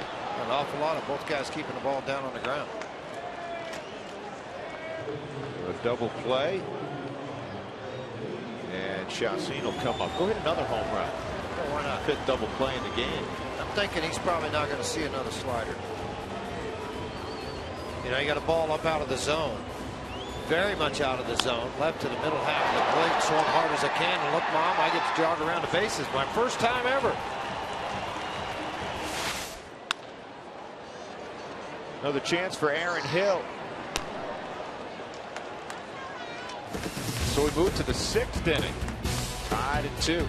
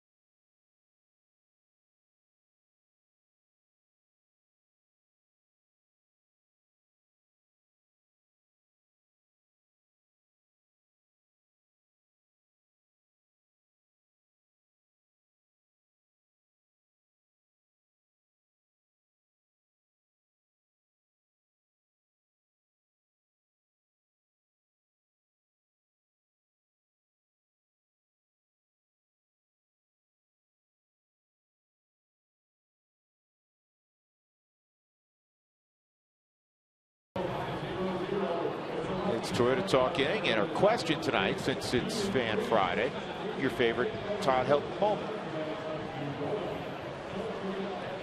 Yeah, there got to be a few. Come on, only like 5,750 of them. Well, Jim Armentrout, who directs all of our ball games, huge baseball fan, says hidden ball trick. Got to go with a hidden ball trick. They're like, no. Ticker tape parade. I'm in. I'll be there. For Todd? Yeah, why not? Bet him in a waiting room. So a lot of stories. Yeah, great stories about how much time he takes with young kids. Spends a lot of time with them, plays catch with them, and here at the ballpark at times when they're around. It's endless autograph signer. I think you want to know what's inside a guy's heart. See him around children, and Todd is great with kids.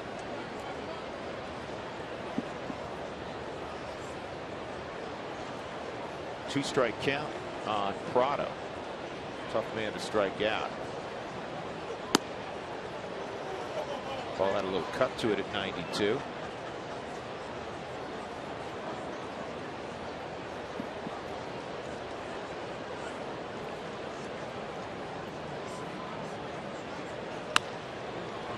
Base hit. 6th base hit for the Arizona Diamondbacks.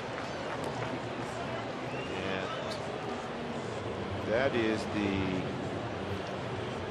4th or 6th innings, 6 innings that the leadoff man has been aboard for Arizona. 3 double plays turned behind Chacin, 2 double plays turned behind Delgado. 4 hits for the Rockies. One of those, of course, a big home run by Chacin when he hit it out of the yard to tie the ball game. Aaron Hill at the plate, 0 for 2 tonight. Scary bat for me. Oh, very scary. He's got been a lot hurt. of pop. Well, he's been hurt, and he hadn't played a lot of games this year. 83, I think, 84 ball games for Aaron Hill with 11 home runs and 41 RBIs. He's a Roberto Clemente nominee. Did that hit him? No, went off the glove. Moving up now is Prado. It's a wild pitch, you'd assume. The Roberto Clemente nominee for work in the community this year for the Rockies is Todd Helton. So Hill and Todd, one of 32 of 30 finalists for the annual award, recognizes a major league player who best represents the game of baseball through positive contributions on and off the field, including sportsmanship and community involvement.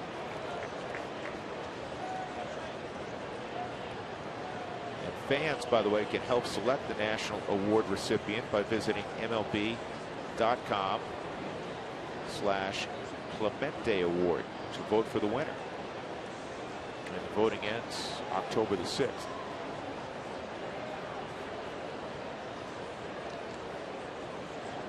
(3-0). This is the 30th start of the year for Chacin. One shy of his career best, and he should get another start. He has a chance to eclipse 200 innings. Came in at 187 plus. High fly ball playable in left center field. Prado's tagging. He's not going to try to go to third from there.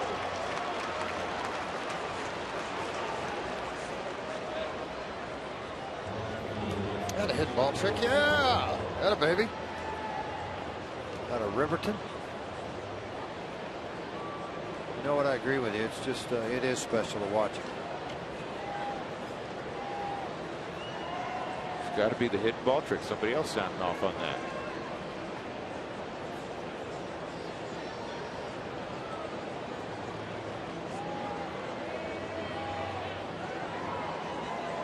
To ask Walt, because I talked to Todd about this today. I said, you know, you want to talk about a bucket list. I know this has gone through your mind. He's a heck of a pitcher at Tennessee. He's never made an appearance. He said, you know, I have this image in my mind of how I used to throw. It's not there anymore. Although it was a minute ago on the throw to third. Yeah, wasn't it was. But he was intrigued. Yeah, exactly. Hey, listen, he almost got in the game yesterday out of necessity. Yeah. Rockies matched a franchise high 10 pitchers used yesterday. Good fastball. 1-1 on Gerardo Parra.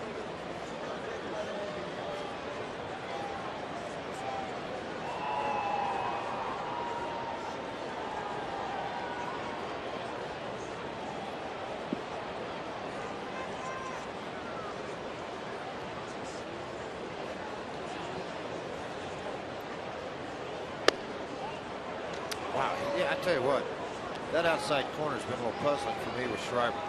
I don't know if it's off the plate that much. It just seems like it. When I don't see Pacheco's glove move an awful lot, framing it up pretty good. It's just why isn't it a strike?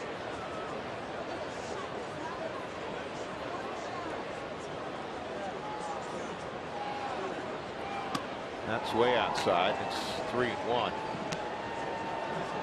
3 walks. A lot of deep counts tonight. But the bottom line is, in the 6th inning, Ulysses has only given up a couple of runs.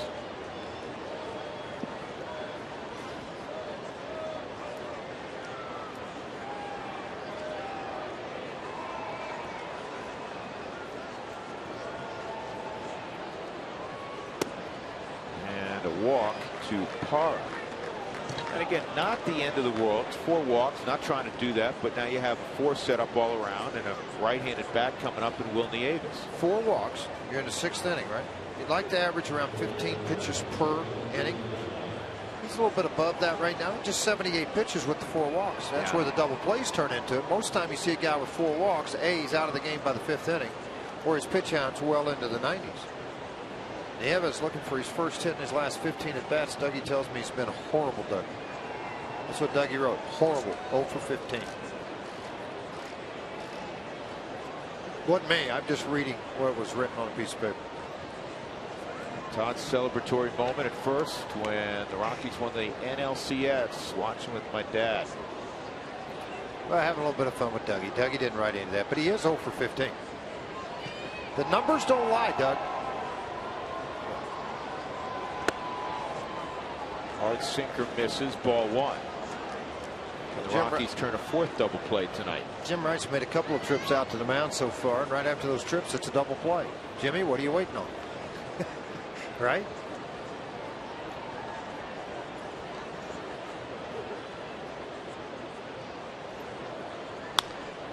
In the air to right. Blackman's got it. Prado heading towards 3rd. Good throw by Charlie. Yeah, real good throw.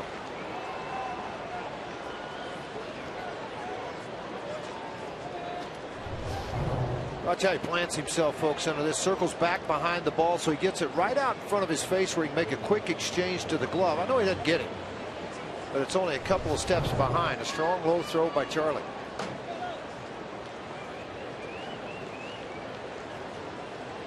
Arenado's got to honor the speed, so you got to play even with the bag so you get in and get on the baseball if you have to retire with 2 outs if he tries to lay a bunt up that 3rd base line for a base hit.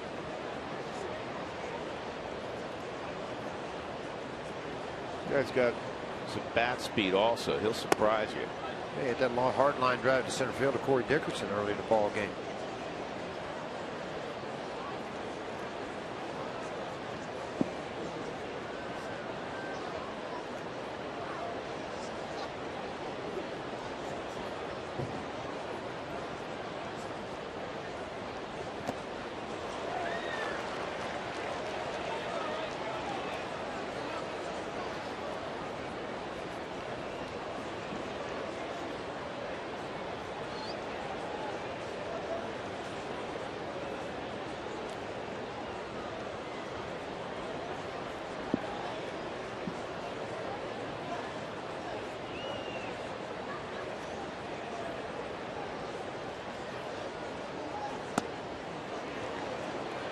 Inside. 2-1.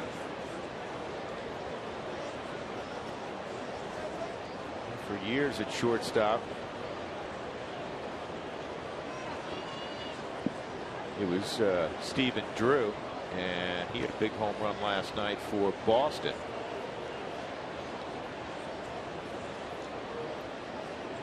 Tony Sipp throwing, and that's nowhere close. 3-1. Well, this time of the year, you got a lot of people in your bullpen. Everything's loaded up. We're talking about Mr. Sipp getting it loose down in the bullpen. Hard throwing left-hander. Tells you that may not do it, but I'm pretty sure with 2 outs if they get the bases loaded. It's a 3-1 count. Delgado's night will be over after 5 innings. Oh, this got to go foul. It's a big problem. Good hustle by Chassin to get there and kick it out foul. That had a lot of English on it. All it has to do is hit something, a little pebble, and it can move back into fair territory. Well, there's no question. And you don't know the spin on a baseball coming off the bat here. It could spin its way back into fair territory. Chassin got over there in a hurry.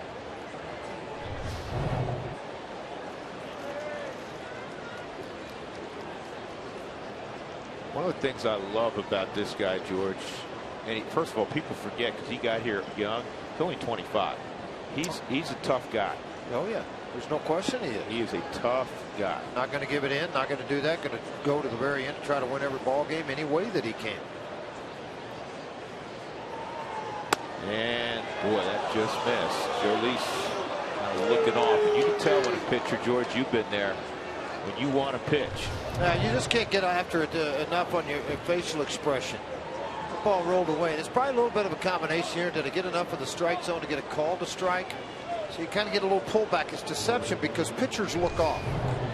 You look off and you look back and you see a catcher holding it and you're thinking, God, that was a strike.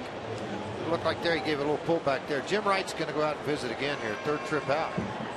A lot of TV time. Kirk Gibson, Kirk Gibson's going to his bench here. Willie Bloomquist will pinch hit for Delgado. Well, when the other guy's standing there, you look at Delgado's starts. Just be realistic about it. He said 18 starts, 17 games, or 18 games, 17 starts. He's averaging a little bit more than 5 innings a start. It's difficult. You know, he's giving you the 5 innings you've been looking for. Okay, done. We're going somewhere else, boys. And I'll go down to the bullpen and try to get a win right here with a base hit. Bloomquist this year is a pinch hitter, 2 for 11 with 3 RBIs. Willie's hitting .404 over his last 18 games since coming off the DL. Not a great average career-wise with the bases loaded.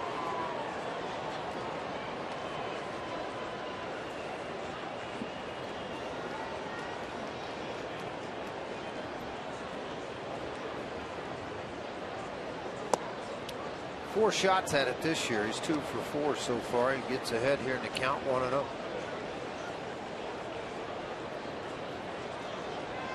Two outs, bases loaded in a 2-2 game. Bloomquist hitting for Delgado. That's a strike. At third base, Martin Prado, he had a base hit, and Parra's at second. He walked. Gregorius is at first. He walked. Pretty good speed everywhere on the base paths right now.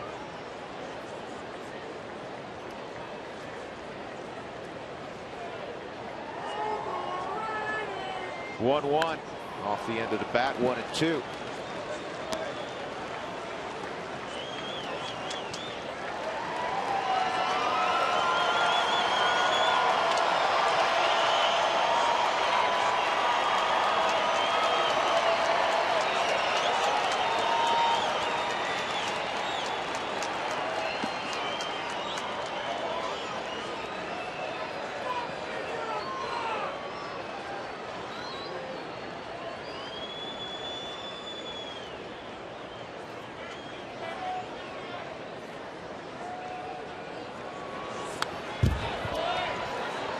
Unusual, I think, and I didn't realize this. Bloomquist's never faced Chassin before. Just looking down the list of Diamondbacks that had faced him before, his name's not on it. I know he's over in the American League for a while, but I thought, and Bloomquist has been hurt, but I didn't think he'd missed him that much. Thought he would have seen him somewhere. He made 14 starts now in his career against Arizona, so that is surprising. 4-3 with a 3.04 ERA lifetime against the Diamondbacks. 1-2 again on Bloomquist. And the slider, fortunately, was high. That's in the strike zone. That's going to get hit hard. Well, high enough that it was out of the zone. When Drew says fortunate for a high slider, you're thinking, what the heck is Drew talking about? Well, it was so high, he didn't swing at it. If it had been down about 6 inches, he might have got to jog around the bases. Not what you want to have happen, or hit hard anyway. Yeah, that was a hanger. 2-2. Ooh, I thought he'd get him to bite on that. 3-2 now. So they've danced as far as they can dance. Yeah, Mitchell Boggs up throwing again in the Rockies bullpen now. Prado at third. And at second base, Parra at first, Gregorius. They'll be moving with the pitch. 3-2, 2 outs. Chassin's lived on the edge throughout the evening.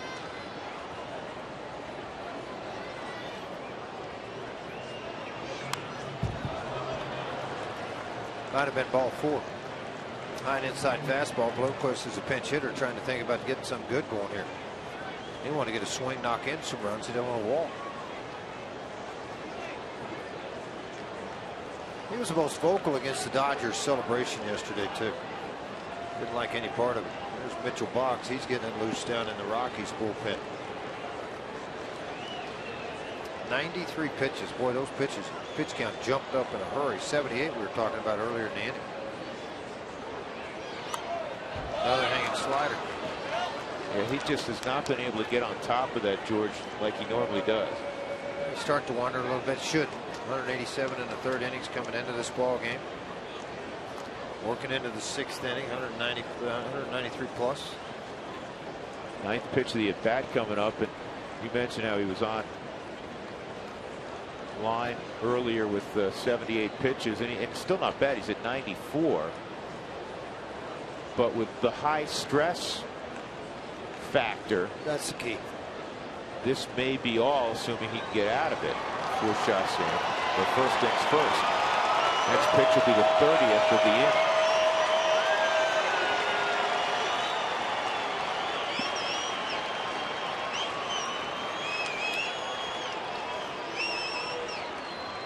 Three and 2 on Bloomquist. Trying to catch somebody. Yeah, not a bad play, George. It's not. Sometimes guys depart early, especially when they've been doing it 2-3 pitches in a row.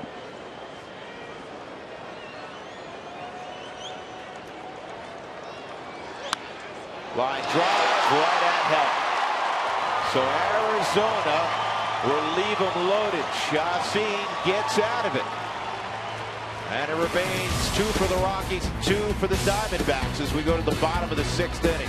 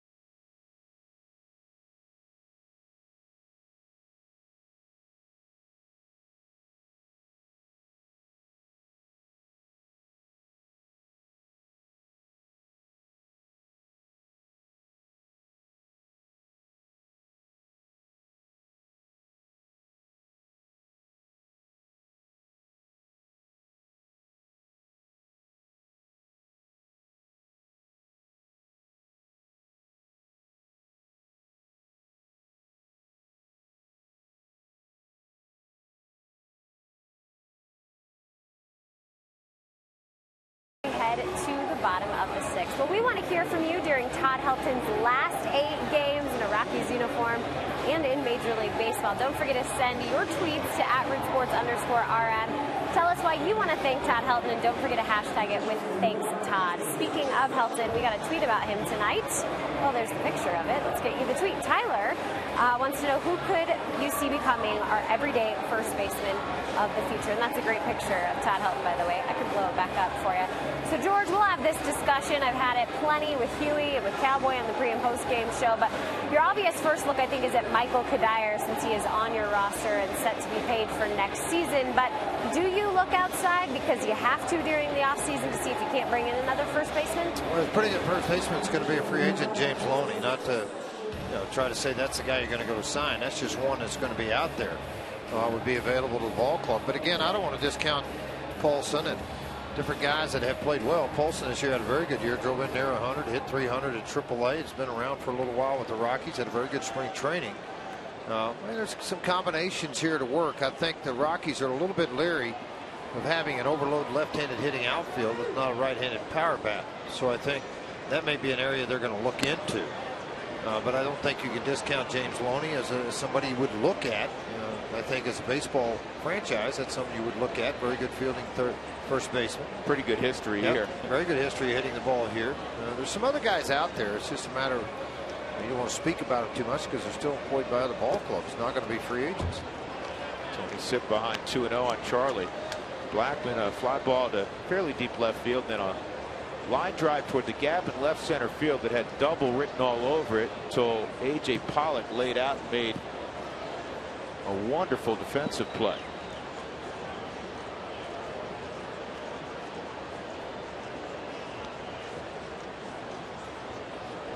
Charlie hits it high and deep to right. Take a good look. You won't see it for long. Blackman has given the Rockies a 3-2 lead with his 5th of the year. Stay hot, Charlie. Boy, has he made an impression. That was left on left. 12th RBI for Charlie. 5th home run given up by Tony Sipp at 36 in the 3rd innings. It appeared to be a high fastball. Charlie just sat and hung on it. He knew it too. Watch that bat flip. Atta baby, Charlie. The ultimate professional, though, going to be off to the jog to right field as he watched it go up in about 8 rows in right field to put the Rockies on top 3-2. Sipp had a very good career over with the Cleveland Indians from 2009 all the way through 2012. 11-7. And a couple of saves, worked as a setup man. 220 innings, only 167 hits and 225 strikeouts. I'll take a good look at Charlie's swing on the Mike Shaw Subaru Super Bowl high fastball. Got the hands extended, the back leg drive extended. See you later. Charlie, as Rutledge takes another pitch out of the zone, it's 2-1. Charlie was hitting just 227 back on August the 4th. He's hit 336 since then, which is the 5th best mark in the National League. Starting to feel very comfortable. Rockies have always liked Charlie. He's always been one of their top prospects, but he's had so many injuries the last couple of years that always seemed to derail his progress to stick in the big leagues. Well, it felt like they couldn't count on him. They didn't know what was going to get hurt next. Every spring he was hurt. 3 in a row he got hurt where he could perform in spring training. He had to go back and earn his way back up through AAA, and he's done that. Boy, he's earned his way right back up here. And that ball rifled to left by Rutledge. He pulled his hands in and barreled it. One other quick note on the Blackman home run. He's got 5 home runs. 3 of the 5 have come against left-handers. Good for Charlie. Hard-working guy. And you're absolutely thrilled for him.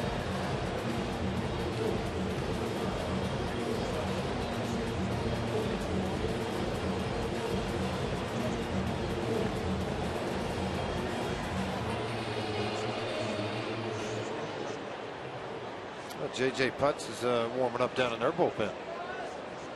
I did that on purpose. I like it when you get the names going right. I'll leave that alone. Corey Dickerson at the plate. And Corey drives one foul, but deep into the seats. Hanging slider. So how you doing okay now, Tony? You give up a bomb and a line shot to left. The first pitch you throw to the next left-hander. He hits a line shot off the facade in right field.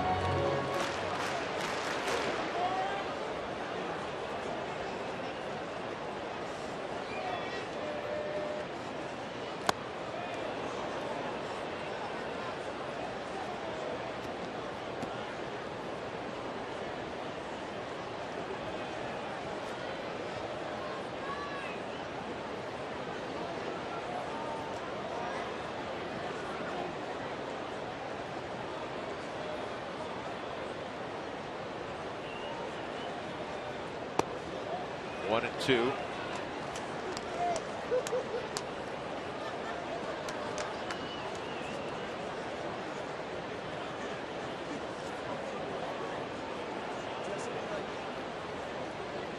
Rutledge real good wheels at first. 10 stolen bases. Hard to run on a lefty slide steps though. Never have understood that either. Why they slide step. Makes no sense to me. How about pull the knee up and hang? Well, just have a good move. Work on a good move. You don't have to be quick to the plate. You can make runners freeze as a left-hander. I know I'm going to have everybody in player development go, don't say that. They like to slide step left or right hand. I'm just not a big slide step guy for a left-hander. See the runner there, freeze. And you know, that's just, listen, you've forgotten, you know, a ton about pitching that nobody will ever know. And you're not big on right-hander slide step. I'm not either, because now you're going to, and the reason why for me is that if you're in the 1.25 to 1.4 range, you're giving a pretty good chance to your catcher anyway to throw the guy out. But if you slide step and you can't get your arm up and down into the plane by slide stepping, then you got to change something. Why do you want to throw a bad pitch just to hold a runner on? That just makes no sense to me. And so many guys will carry their hands with their delivery and don't get out quick enough, and they hang the slider. Well, hey, I was 1.25 to the plate though. Yeah, well, we're watching him jog too. He just hit that a country mile. Yeah, he's 1.25. Yeah, he's taking leaving about the batter's box. No, he's 3 minutes and 10 seconds getting around the bases too. Yeah.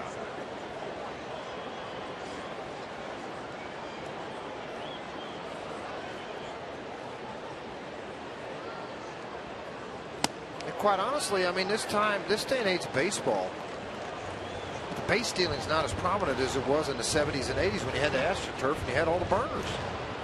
Now it's all about hitting home runs and doubles. Yeah, there's a handful of clubs that still run a fair amount. The Padres do, but they don't have a lot of sluggers. They have to because of their ballpark.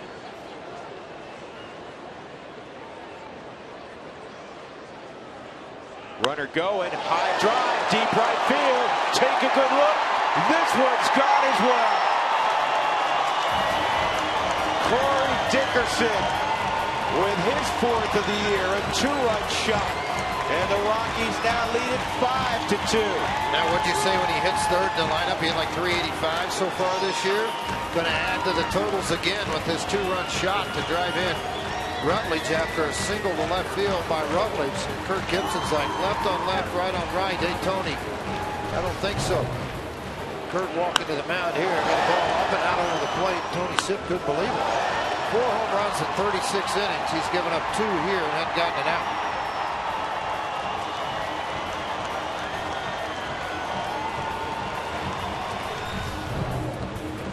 Early fireworks on a Friday night. Rockies get after Tony Sipp. Blackman a solo shot.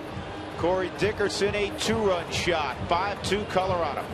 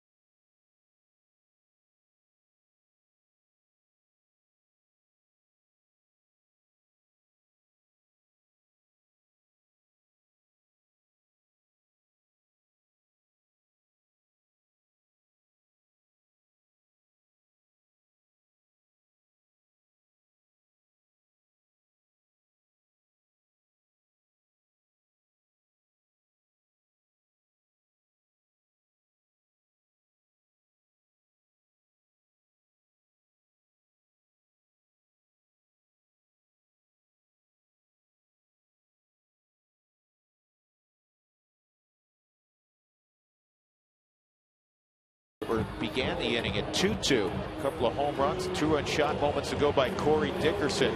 J.J. Putz is now in the ball game.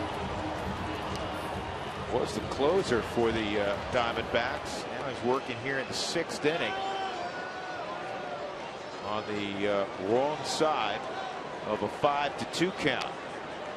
Fastball splitter, and a real good splitter when Putz is on. Yeah, but you see 6-11 save opportunities. The innings way down because of injuries. Against the Rockies, it's been special. 0.83 earned run average. Tulowitzki, a single and a walk.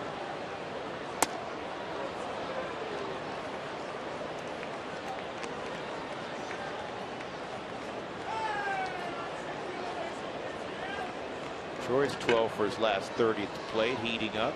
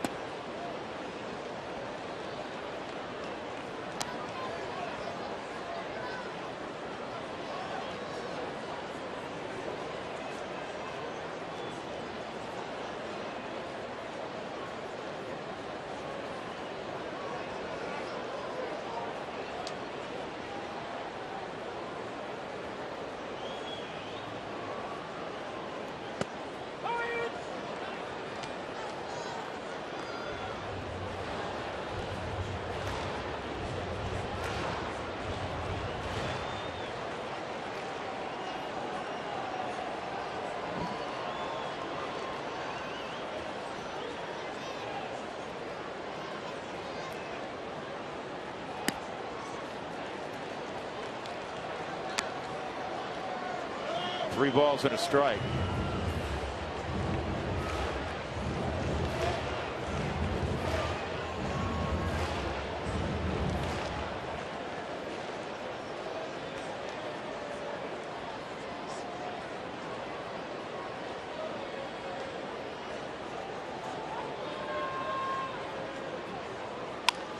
Now ball to third. And Prado gets Tulowitzki. One out here in the 6th inning, and here comes Todd Helton.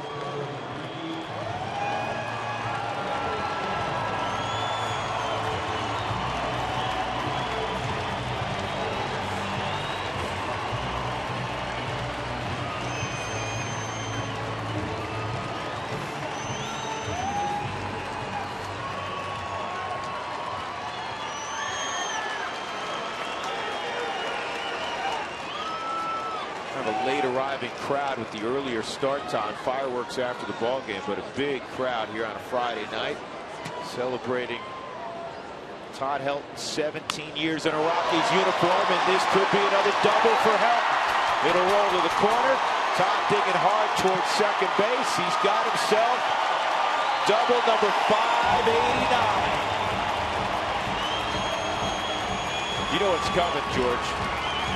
What's coming? There's going to be a grassroots organization that says don't retire.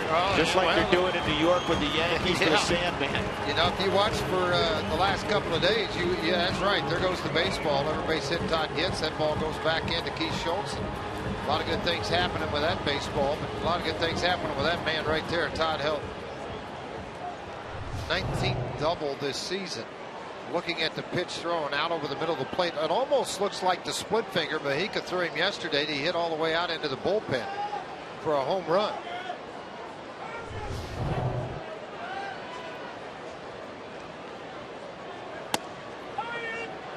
Boy, it's a high pitch. Look at this on the Mike Shaw slow-mo. You can see come that split comes right out, but it has backspin, not a tumbling spin. Todd set right on it. Never get tired of watching that. Nope. So enjoy every one of them the last week or so. And this is toward the middle of the diamond. Gregorius going to knock it down. Infield hit for Pacheco. First and third, one out.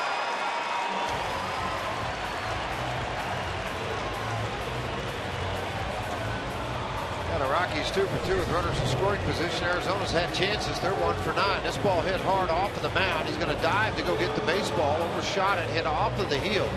Right here, see, look at that. Overshot the ball a little bit, caught the heel on the Mike Shaw Subaru Super Bowl, and it rolled out of his glove. They forget about having any shot at Pacheco. Well, Arenado, a RBI machine when situations like this, a very good situational hitter, one out. Hit the ball hard in the air. And deep enough, Todd Helton will score.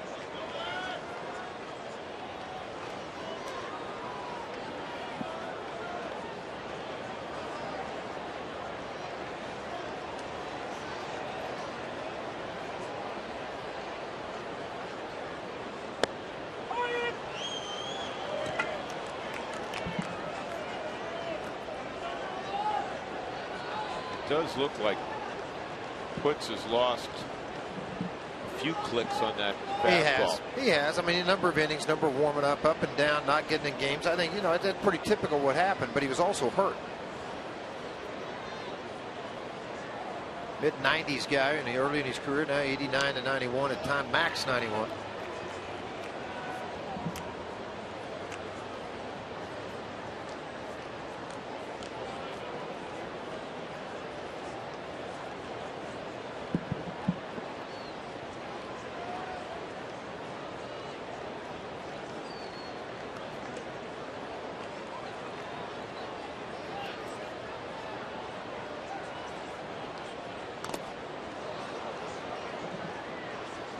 Two-strike count on Arenado. Todd's at third. Jordan Pacheco at first. Home run by Charlie Blackmon to begin the inning against Tony Sipp. Then Rutledge ripped a single to left. And on a 3-2 pitch, Corey Dickerson hit one off the facade of the second deck against Sipp. Another left-hander, De La Rosa, warms up down in the bullpen for the Arizona Diamondbacks.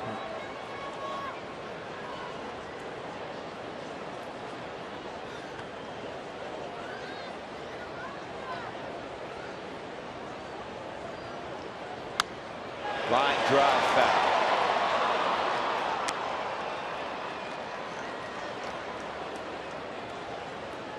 Once again, we thank you for texting in during Toyota Talk. Thanks for your comments on Todd and your memories. Tracy Ringlesby will weigh in as well. Go to facebook.com/RootSportsRM. Cincinnati and Pittsburgh tied 5-5 in the ninth. Milwaukee on top of St. Louis 4-2. I guarantee you there's not a seat to be found at PNC Park. Not tonight, nor should there be.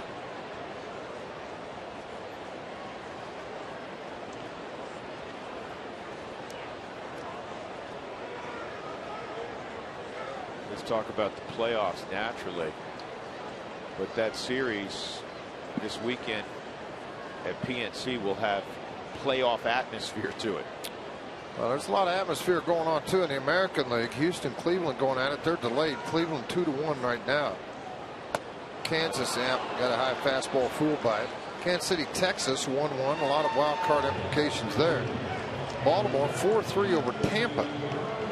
And I tell you what, the wild card in the American League is crazy. Dougie just handed me a note. I guess Mark Melanson's been struggling, George, for the Pirates. I mean, really was the man for 4 months. Then he got hurt, and Mark Melancon gave up 3. I mean, gave up 2 last night. Gave up 2 last night in the ninth inning. They're blown saves, and then they're blown saves. That's a biggie. And Greeley pitched yesterday and pitched very well. 1 inning, 1 strikeout. They give up a hit, so they might start wavering back towards him again. Charlie Culberson, 1 for 2. First and third, 2 outs, 3 runs in. And Culberson with a base hit to left. Make it 6-2. And he just continues to hit in a Rockies uniform. 10 for 27 now. Todd Helton scores that 6th run. We're a run away from Tacos.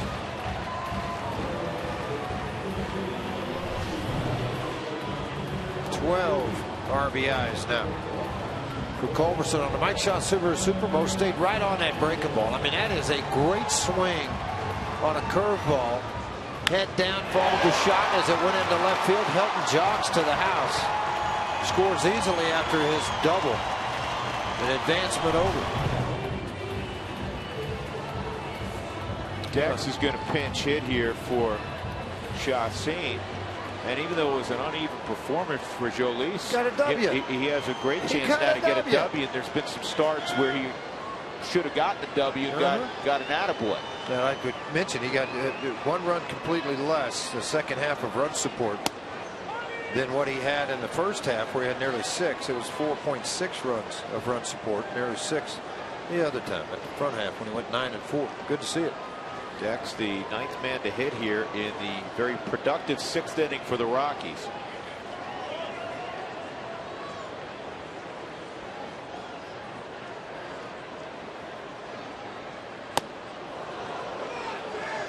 MLB TV is celebrating 11 years. Catch the rest of the 2013 season in HD quality when you're not at home. Watch every out-of-market game live on more than 350 mobile and connected devices. Visit MLB.tv today. You may be wondering why, you've seen Dex pinch hit, seen him for an inning out in the outfield, why he's not starting games yet. And Walt kind of addressed that late this afternoon. It's the knee is just not solid enough yet where he wants him running around for 9 innings and 4 at bats, 5 at bats. So he's picking his spots right now.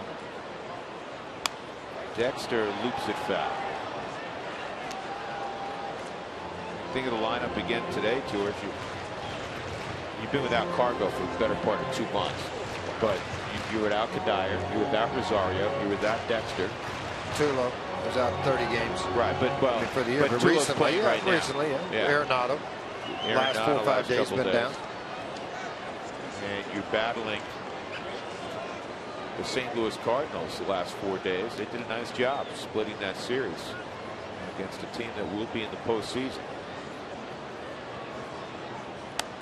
You mentioned that Washington shut out Miami, I believe, didn't you? 8-0. Yep. Earlier. Atlanta 195. 7th inning now. The Brewers lead the Cardinals 4-2. Well, the Philly fans said, Dougie, look up real quick. What's Sandberg's record as a manager? He got beat today, but what's he done as a manager for Philadelphia since he took over? They played better.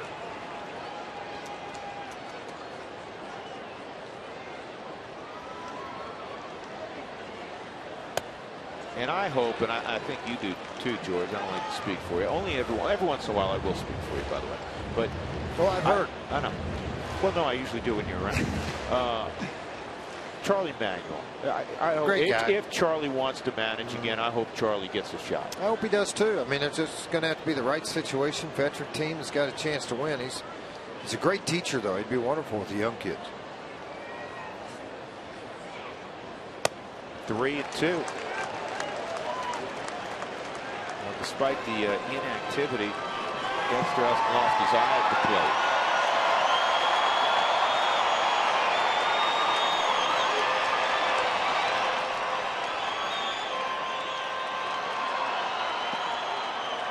Three and two with 2 outs. Pacheco and Culberson will be on the move with the pitch. It's been a 4-run 6th inning so far.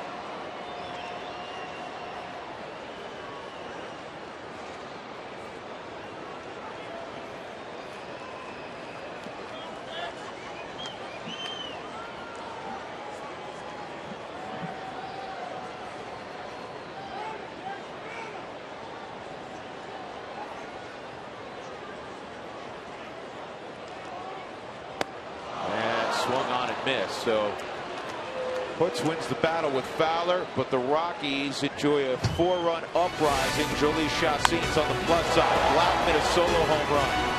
And then a couple doors down, Corey Dickerson took Tony Sick off the facade of the second deck. 6-2 Rockies.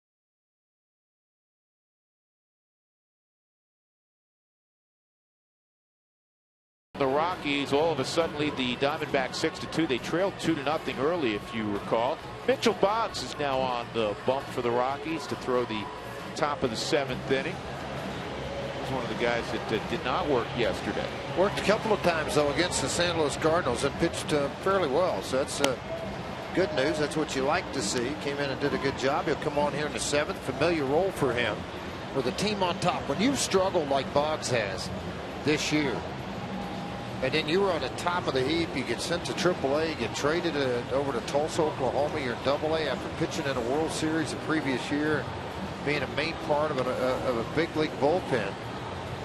And then all of a sudden, when you come back to the big leagues, you're only pitching in blowouts. You know, when you're losing by 8 or 9 runs, or winning 9 by 10 runs. This is his normal spot when he had his most success as a relief pitcher at the big league level. 7th, 8th inning with a lead. Yep. And it's good to see him out there right now to go out and reestablish that mindset. Adam Eaton, the leadoff man for Arizona, triple leading off the ball game, and then he would jog home on A.J. Pollock's 2-run home run. Also fly ball to right and a ground ball to second, and that pitch misses ball 1. Kind of a strange line for both starting pitchers, George. Jolie Chacin on the plus side, 6 innings, couple runs, 6 hits, 5 walks. Didn't strike anybody out. Nor did Randall Delgado in 5 innings of allowing 2 runs on just 3 hits. Ground ball to second. When was the last time 2 starters? Oh, Dougie, you got to look that one up, Dougie. A decent amount. I mean, it's not ended up blowing out the second inning. 12 innings, nothing. Well, 11 innings. Yeah. And neither one of the starters struck anybody out. And 11 innings, 168 pitches. And Chacin, his career, has averaged against Arizona at least almost a strikeout per inning pitch. A.J. Pollock, 2-run home run single, and he got hit by a pitch. Yeah, I was telling you a minute ago, Sandberg's record, 18-14 as a manager.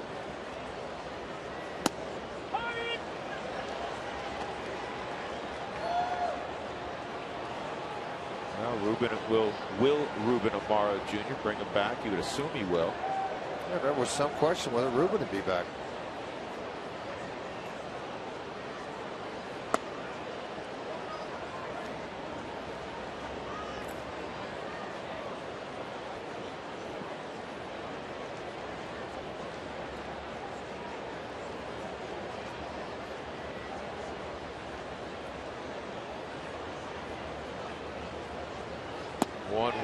Looked like he went. He did. 1-2. Well, tonight in New York, Alex Rodriguez hit his 24th career grand slam, which breaks the all-time record that he shared with Lou Gehrig. Came against the Giants. It ended a 1-for-25 slump for A-Rod.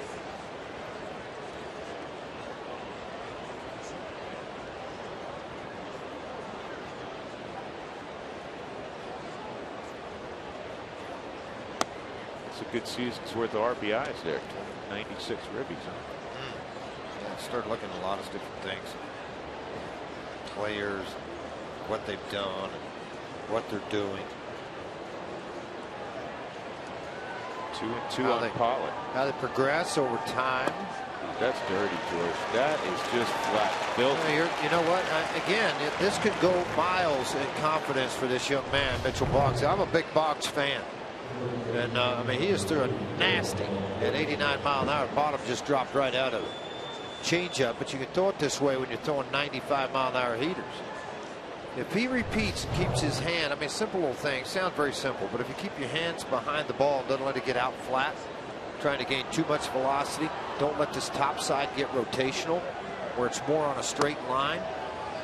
Keep it in that 18-inch framework, a whole plate.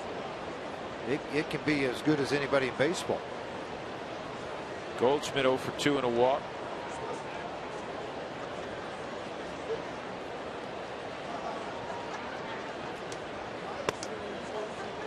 Just south of the knees, 2-0.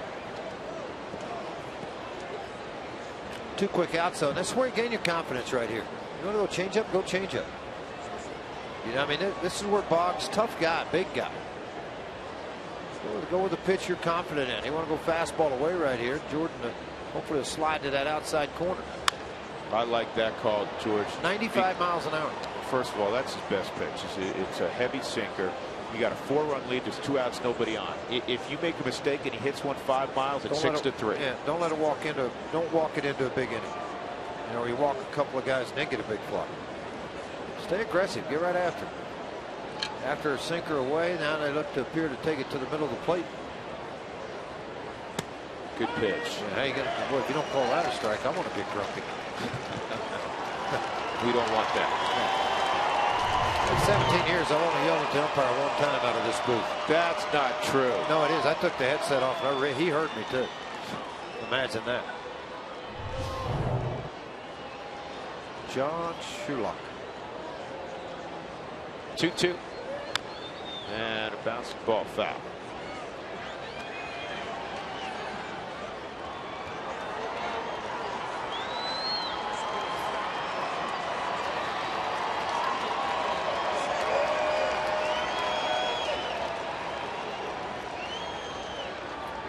Visit your local dugout stores for all things Rockies and receive free gifts with purchases as well as discounted tickets with every $20 merchandise purchase. Oh, good. Simon. That thing looked like a boat anchor coming in there. Look like he just got thrown off the ship right out in front of home plate. Yeah, still 5-5 in the top of the 10th inning. Excuse me, 6-5 Cincinnati now. Kyle Farnsworth is in the ball game, the veteran.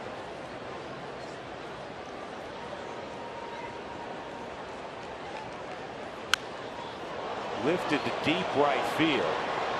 And he hit it out. I don't know how he did that. That was a sinker that was about ankle high. National League leading 35th home run for Paul Goldschmidt. 120 RBIs. That's why he's pretty darn good. 120 RBIs now. I got to see an awful lot of fastballs. Mitchell Boggs, when this ball left the bat, thinking you made a pretty good pitch. Look at that. That ball's on the ankles. You know what? Sometimes you just got to tip your cat to him. Watch Boggsy. I mean, Boggsy's saying in disbelief, you got to be kidding me. He's not a happy man right now. And I'm glad you described it like that, George, because so often as announcers, we fall in the trap. He made a mistake. He didn't make a mistake. No, he didn't make a mistake. That was a good pitch. Below the knees. At 95 miles an hour. That falls under the category of they practice too. Absolutely it is. This is just a great inside out swing on a tough pitch by a great hitter. Really strong guy. I mean, Mike Shaw Super Bowl, that shot gives you a great look at it. Did you see Pacheco? That was interesting on that Mike Shaw shot. Pacheco actually looked out over the shortstop side. I mean, he kind of gave it one of these. And then he follows it. Watch his head. Watch when the contact's made. Watch Pacheco where he thinks. Go ahead and let it roll. Let it keep rolling. Ball leaves the bat. See where he's looking? He's looking out into like left field somewhere. See, he's looking over there. Where'd the ball go? Holy cow, I thought he fouled that thing off. Are you kidding me? He hit that for a home run?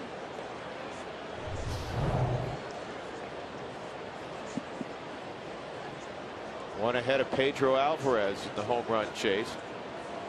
2 players tied for 5th in the league include Carlos Gonzalez, who was leading the league in home runs when he went down. See, when you don't get the low sinker called and the first 2 pitches boxed through there, right on the knees, right on the corners, and they've all caught the strike zone, but they get called balls. You can see it on the forward strike zone. They get called balls. Now what it causes you to do, you got to go 4-seam and elevate.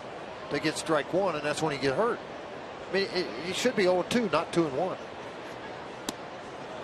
And here's what I don't understand. And these guys do a great job. But what do you teach as a pitching coach, George? You work with a lot of pitchers. I'm on the knees and down. Thank you. That's where I want you to throw the baseball. And so, shouldn't you be rewarded when you're there? Yeah, no question. You should be.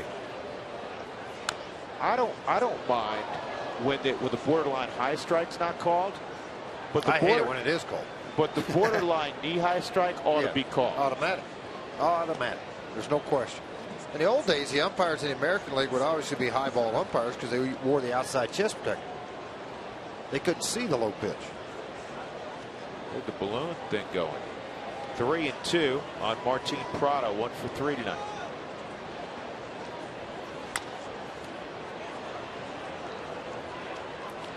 because right now you throw an awful lot of fastball. Bogsy is. You're getting a lot of nicks. In other words, a lot of foul balls that aren't getting hit very well. Altman and Corpus going down to the bullpen for the Rockies.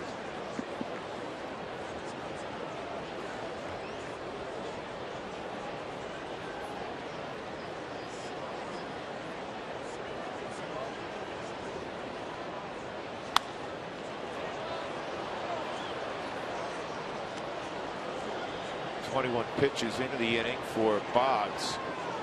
Got the first two guys quickly.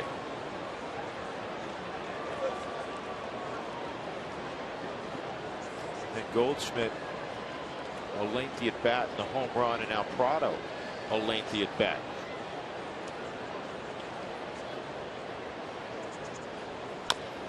And this is easy enough. Solo home run, Paul Goldschmidt, 6-3 Colorado. Stretch time at Coors Field on a Friday night.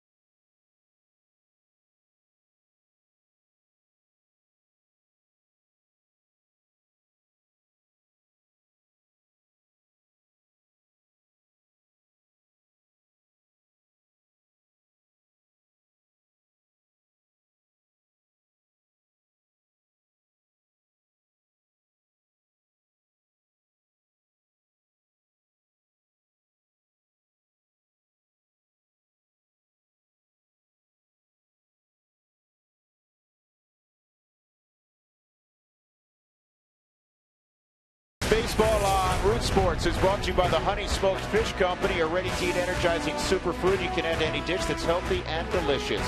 By Dodge, visit Dodge.com or your local Dodge dealer today. And by CenturyLink, your link to what's next. Rockies were behind 2-0 after one half inning of play. They now lead at 6-3, bottom of the seventh inning. They hit around in the sixth inning. Charlie Blackmon got him going with a home run, and he'll try to get him going again.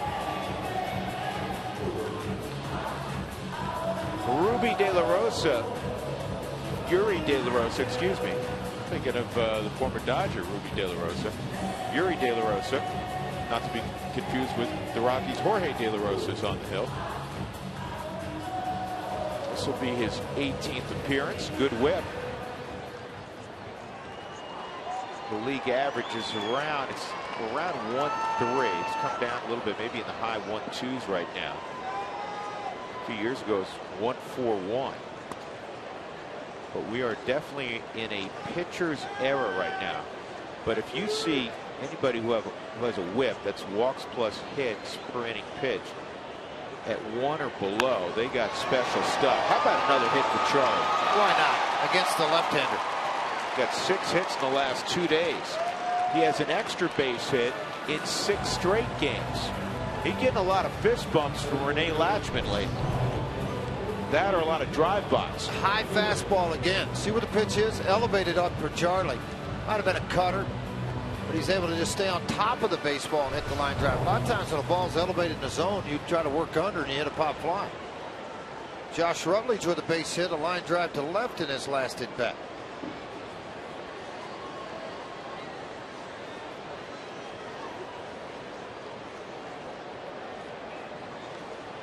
4 home runs given up in 13 2/3 innings for De La Rosa.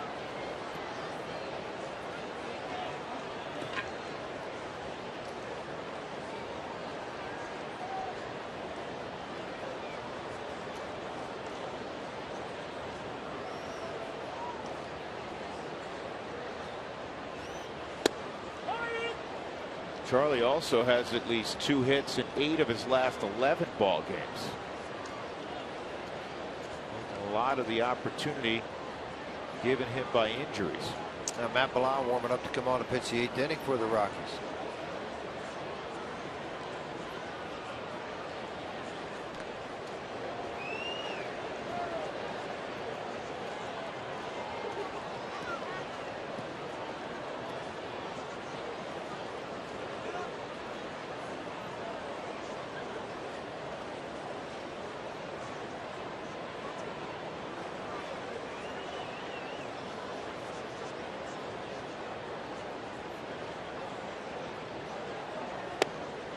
Inside on Rutledge, ball and a strike on Josh.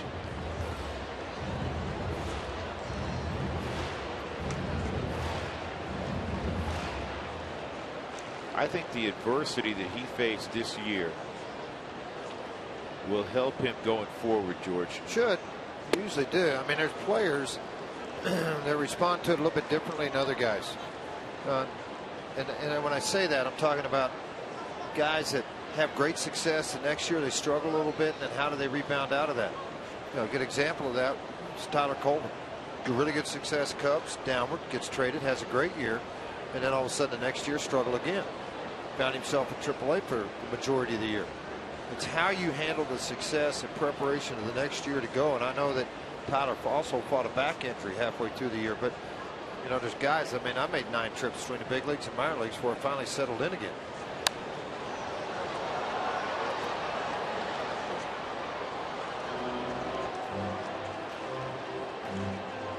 How about my friend came to the booth the other day and he said, man, I used to watch you. Me and my dad used to come and watch you pitch when I was a little kid. School. In high school. Yeah, that's right, because he's from Springfield. Told him he could leave the booth anytime soon.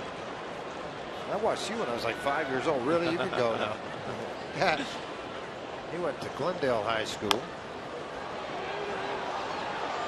And De La Rosa will have to get Rutledge at first. Let's go to center field again. Check in with Jenny. Jenny would have watched you in high school, but she didn't grow up in Springfield, and she wasn't born for like another 30 years. I watched some old 8mm that your family sent. Those were awesome. You're so kind. Thanks. Appreciate it. It's been a I fun. listen to my hit songs on 8-track, so go ahead. It's been a fun Fan Friday out here. You can always send your hashtag Thanks Todd messages throughout the week. I want to get back to Cargo. You guys talked about him a little bit earlier in the broadcast, but he did go to Cleveland to have a hand specialist look at his hand. And if you don't believe him, just check out the picture. He was posting it on Instagram this week. So pretty cool. He's giving you an inside look at what he's getting done. That's the cortisone shot that Cargo got this week. Of course, he's trying to let that set in and hopefully avoid surgery, but that is a possibility for him this offseason. He has to have that surgery by around November 1st to be ready for spring training. But it's not just Cargo that's used social media. Rafael Betancourt getting Tommy John surgery. His dad was actually tweeting out pictures this past week of the actual surgical procedure. So very cool that athletes are giving you an inside look to their world off the field. Yeah, we wish Rafi all the best in his recovery from Tommy John surgery. Jenny, thank you. Corey Dickerson, a 1-1 count. 1 out. Blackman's at second.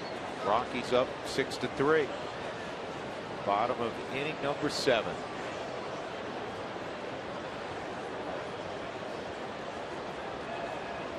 Feel that hint of autumn in the air, can't you? Oh, I feel pretty good today. Got up this morning, walked outside, 49 degrees it seemed. I think I read that and I was like, no way. Like Was it like chilly? 50, 51 degrees this morning. Well, at 6 o'clock it was. Sleep in a little longer. Well, you just, It's warmer. You'll find when you get a little older, you get up early. Coffee starts smelling the coffee earlier. Unless you're Sam, you sleep till noon. He looks wide awake right now. 1-2. And Dickerson bounces this up the middle, and Gregorius will get there. Thought for a moment it had eyes. 2 outs. Blackman at third. That'll bring up Tulowitzki. Roxbus is coming. Make sure you come out to the ball game Wednesday, September 25th for the festivities. Go to Rockies.com/20th for details. That's Roxbus. It is coming on the 25th, Wednesday, the last home game.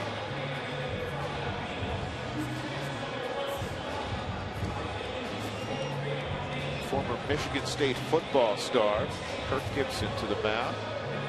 Take the baseball from De La Rosa and make a handoff here in a moment. Rockies leading 6-3. Runner at third, 2 outs in the bottom of the 7th.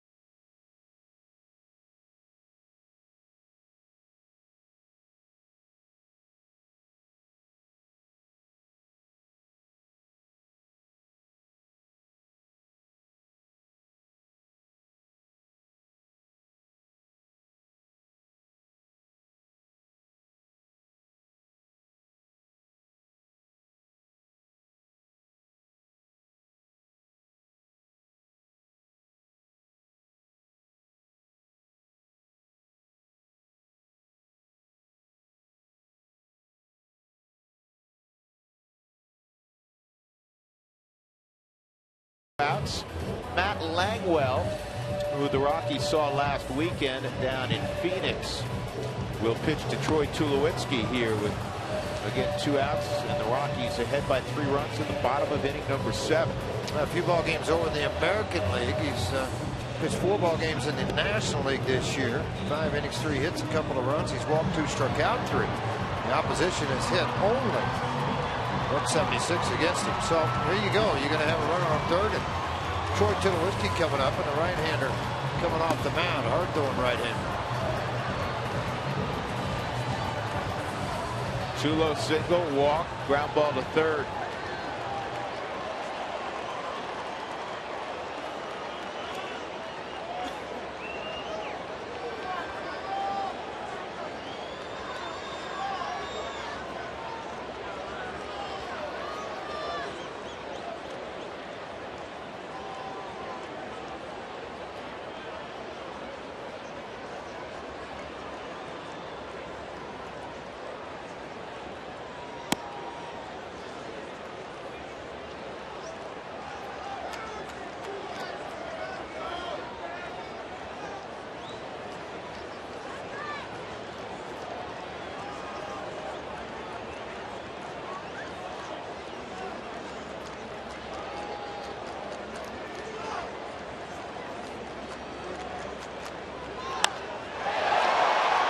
Fly ball, deep center field, way back and gone. 2-run home run in virtually the same spot that Tulowitzki hit one out yesterday. Number 24. And the Rockies lead it 8-3. Yeah, you love that when the offense gives up, pitching gave up 1. Boggs made a great pitch, gave up 1 run, and then you come back and gain 2 on it. With Tulowitzki hit the ball out of the ballpark, the right-hander Langwell brought in to face Tulowitzki. And he gets up with a high fastball and leaves the yard with it. First home run he's given up in a Diamondback uniform, and for Tulowitzki, 80 RBIs now. Todd will have a shot at the right-hander as the Rockies expanded this lead by 5, 8-3. Playing Pepper with the seeds tonight. That's the 4th home run by the Rockies. Tulowitzki, you expect. Blackman will throw home runs out there occasionally. Corey Dickerson occasionally. Lest us not forget the first home run of the night. A game-tying 2-run home run from Jolie Chassin, who may get a home run and a victory on the same night.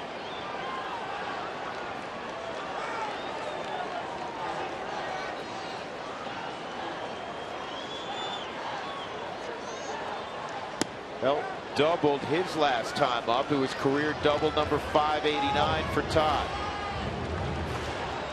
Spending, as you have, George, spending a little bit of time with him the last few days in the aftermath of all the interviews, press conferences. He's at peace and really enjoying himself right now.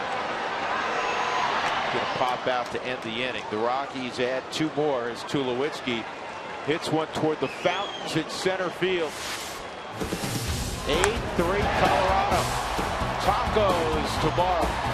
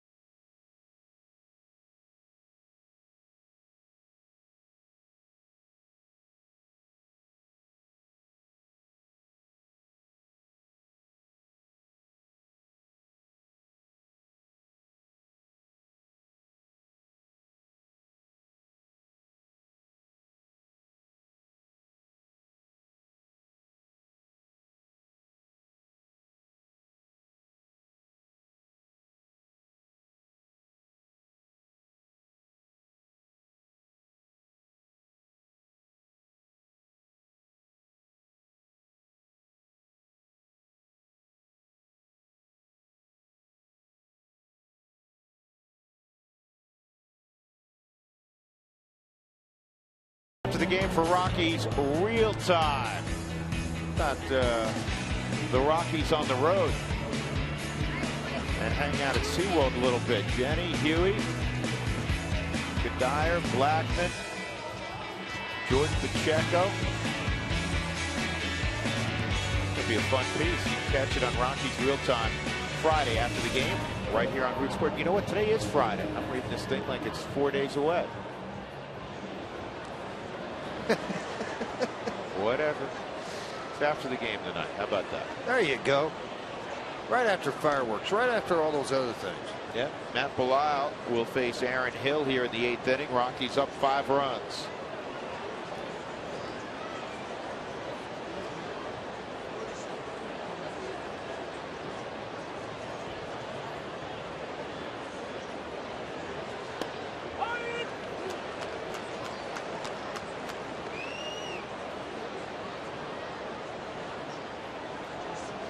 Now, most games appeared in since 2011. Matt Belisle 224, Oxford with 221, along with Peralta at 221.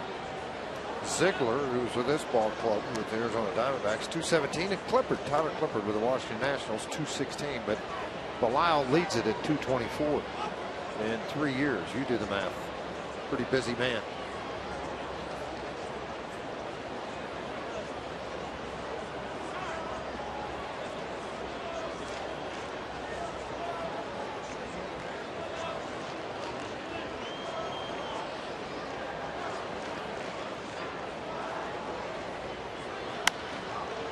Center field, Charlie Blackman, or excuse me, Corey Dickerson waiting.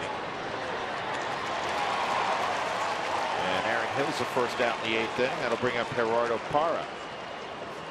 What's next is brought to you by CenturyLink. Ball game tomorrow night. Trevor Cahill, the sinker baller, will go for Arizona. And it'll be Colin McHugh now making the start. He threw the ball well in his last outing. Really well. It was supposed to be Jorge De La Rosa. He was pushed back to Saturday. And now they're going to push him back a little bit further. We'll have hopefully more news on Jorge, but that thumb continues to bother him. And Jorge's battled through it for the better part of 3 months. 16-game winner, so it'll be McHugh tomorrow against Trevor Cahill. Parra takes ball 1.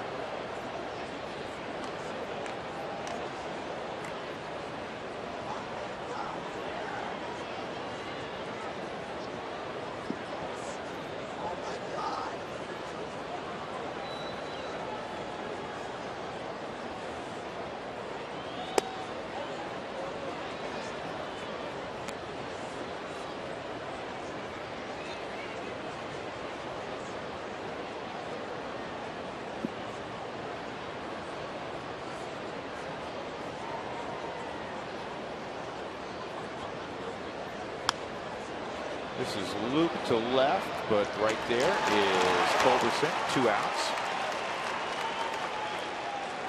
Time now for the Coors Light Freeze Can.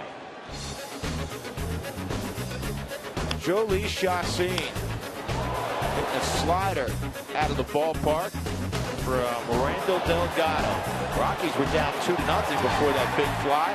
That tied it up. First career home run for Jolie. Something tells me it won't be the last, though. I don't think so. That's brought to you by Frost Brewed Coors Light, the world's most refreshing beer. And you know, if the Rockies go on to get the last 4 outs, win this ball game, more than the outing by Chassin, he's going to want to talk about the home run. Really? Yeah.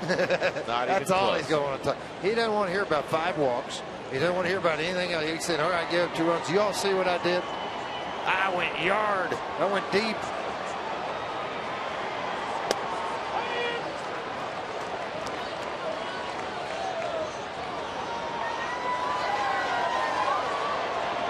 Bilal working on pretty good outings back to back to back, and he pitched an inning yesterday, 1 strikeout in that extra inning ball game. He had a 1-1 count, 2 outs. The world in the heavens. Down the line, that's fair. Hanging breaking ball. Matt knew it too. Kind of hung the head and let it drop down. It's an 84-mile-an-hour slider, but right in the middle of the plate. Very hittable pitch. And Nieves a 2-out double. And Didi Gregorius will be coming up. Well, we remind you to head to Taco Bell tomorrow. The Rockies have scored 8 tonight. Make sure you go there between 4 and 6 participating locations to pick up your Rockies taco special.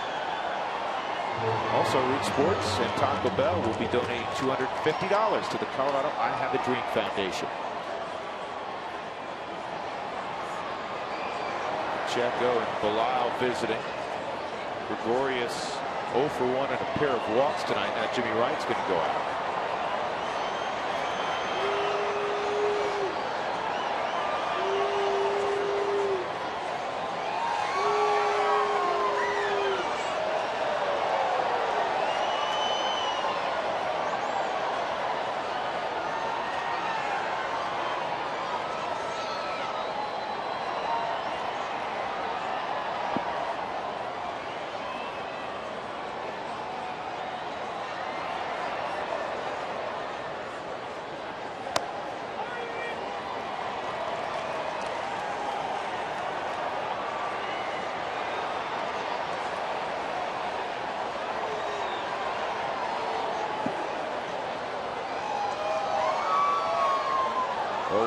Gregorius. 2 strikes on Didi Gregorius.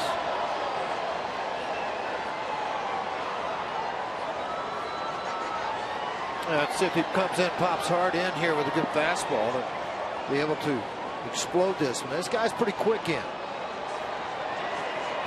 Matt may go with the curveball in the dirt and try to get him to chase it. He's shown good curveball here. See Pacheco lining up on that inner half. And they give it to him. The slider just worked under it a little bit, or cutter. Gregorius, 23-year-old. He was born in Amsterdam. He is from Curaçao. Will Harris, Josh Outman warming up. Will Harris, the former Rocky. Last couple outings have been a little rough on Will. Fastball, curveball. Here comes Belisle trying to end this inning with a runner at second. 2-strike pitch. Cutter in.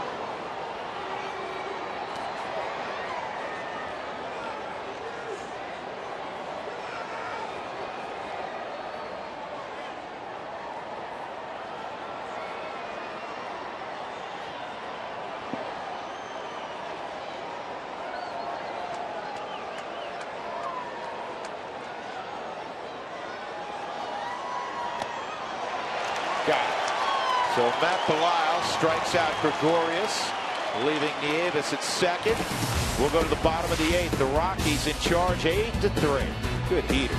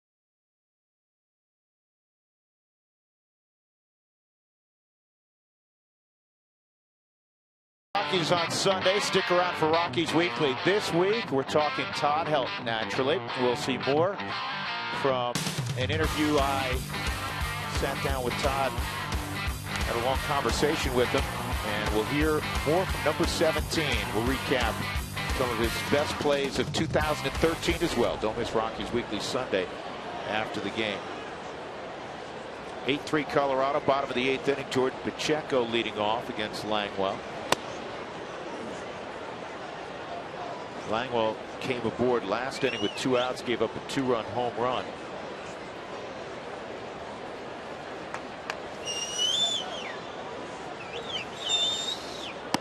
To Tulowitzki. They didn't get far enough down in the batting order. Will Harris had been warming up, the former Rocky, so Winkle's going to try to finish this thing. Finish this thing up.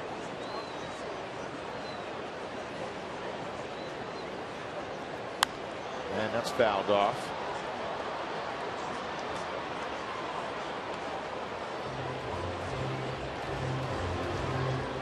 Jordan, a ground ball double play, and ground ball to second, and then he had a base hit. His last time up, an infield hit. He hit it hard, just knocked down by Gregorius and kept it in the infield. 1-2, outside 2-2.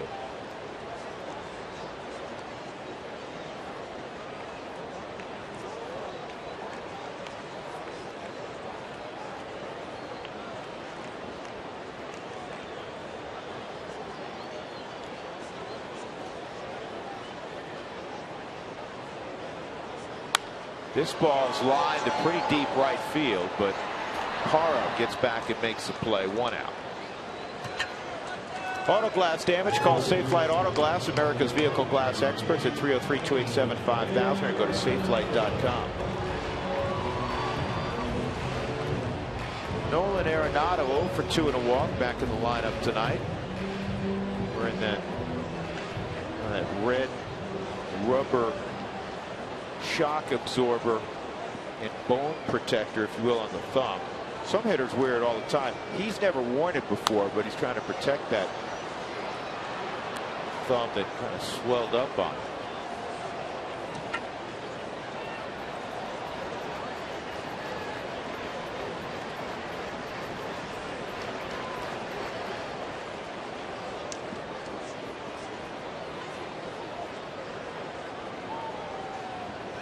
Outside with that fastball.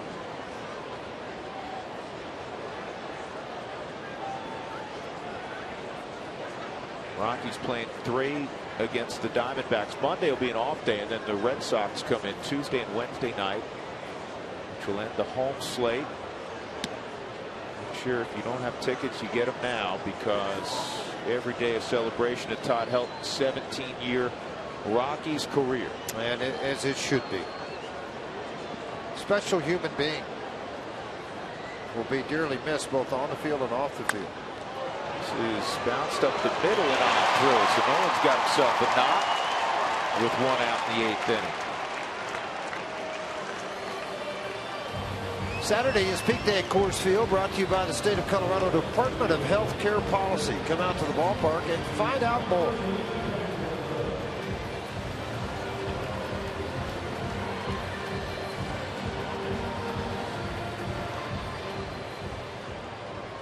That game last night, George, 5:09, was the 5th longest game in terms of time in franchise history. In the 15 innings, tied for the 4th longest game. And the 2nd longest game ever played at Coors Field. Long day that resulted. The results were good, so you didn't even think about the 5+ hours. You just thought about shaking hands, high fives, and that little boy there is just saying, "Hey, Rockies are winning. I got a good seat. This is all good, and everybody's wanting to play with me on this road. I'm having a good time." Culberson, good cut. We just see this kid have so much confidence, feeling more and more comfortable within his own skin, being in the locker room, preparing for a start, the positions he's playing. First time he played outfield was 3 months ago, AAA. Yeah, you can see it, can't you? Yeah, nice to watch. I hope Chacin, the Rockies lock down an 8-3 ball game and win this thing. Chacin's best year, 11-14. He'll win his 14th tonight. Exciting for him and the ball club.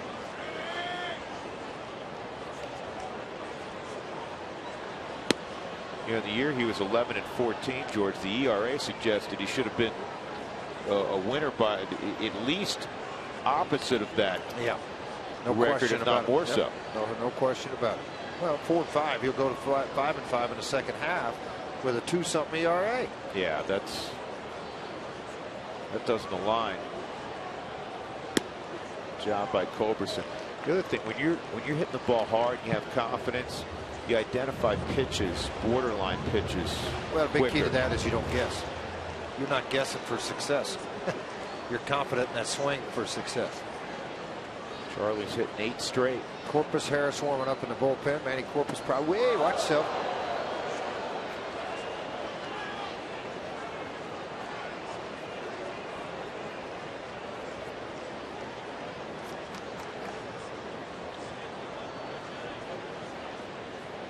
Trying to make everything aware from that. Current hitting streaks, longest in the National League. How about that? Culberson 8. Goldsmith and Revere with 10 each. Kept it alive.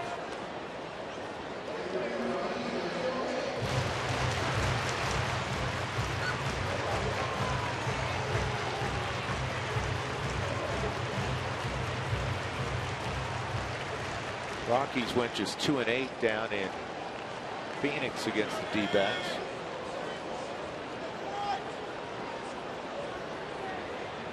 You know, there's another mark that Todd could get to.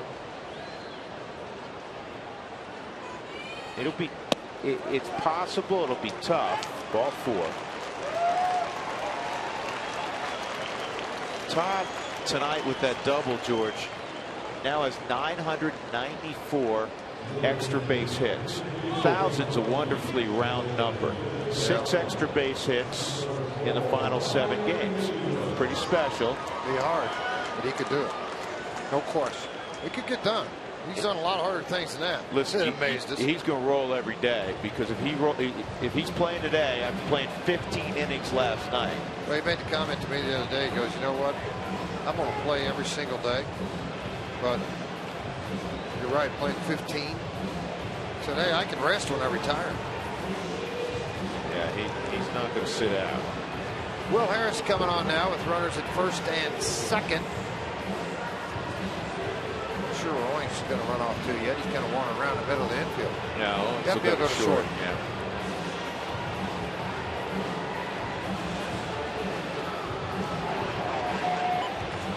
So Langwell walks off. We'll tell you more about the changes in a moment.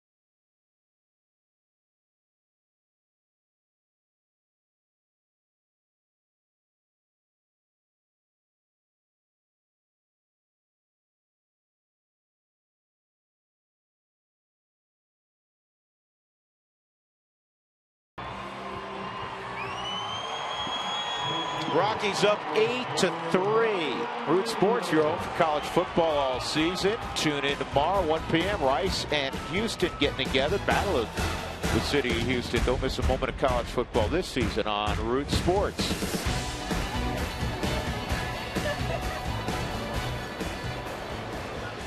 Crowd of 38,247 tonight. Ryan Wheeler's the pinch hitter against Will Harris. Well, Will mentioned it earlier. Former Rocky that had Tommy John surgery. He missed a couple of years and then was put on waivers this spring. Picked up by Oakland, put on waivers. Picked up by the Arizona Diamondbacks. All within about a 3-week span and was in the big leagues. Pitched well for these Diamondbacks. 317 earned run average, 49 strikeouts, just 14 walks. Big hook, but a pretty good slider to go along with it. Fastball will range 89 to 92, 93 miles an hour. Before the Tommy John surgery, he was on the fast track to the big leagues with the Rockies.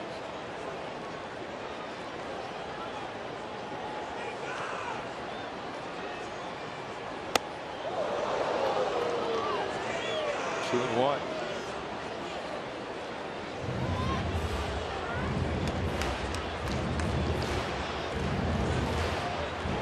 Mentioned the other day too, Matt Reynolds. I was looking at Wheeler, who he's traded for. Matt Reynolds, former Rocky left-handed reliever, had Tommy John surgery.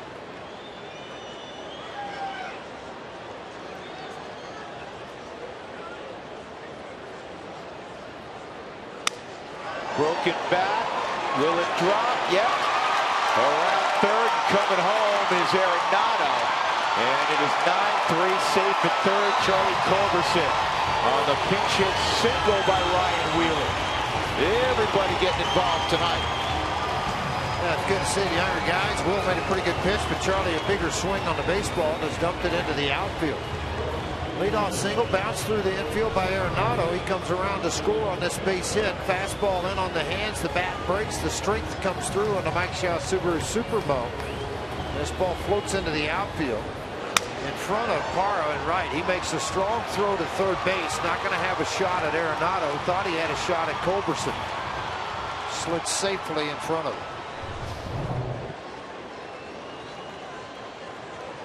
Charlie Blackmon, 2 for 4. Got robbed of an extra base hit on a great play by A.J. Pollock, diving in the gap in left center field. Average nestled right at 300. Still just one out. Diamondbacks have utilized 6 pitchers tonight. Now over the last 11 games, a .417 average. He's driven in 7. He's hit 6 doubles during that period.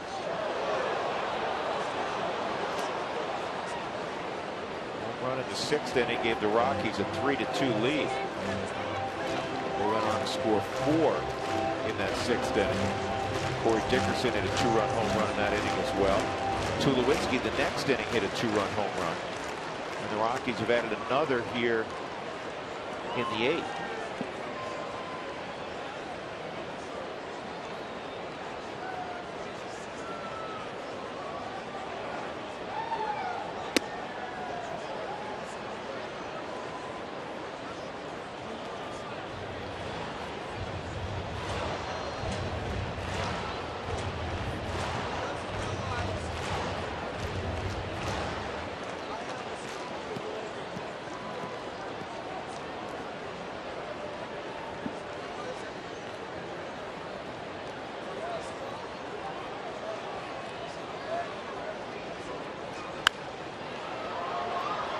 Pitch, but a better result. I thought Charlie did a nice job fighting that ball off, taking it to right center field.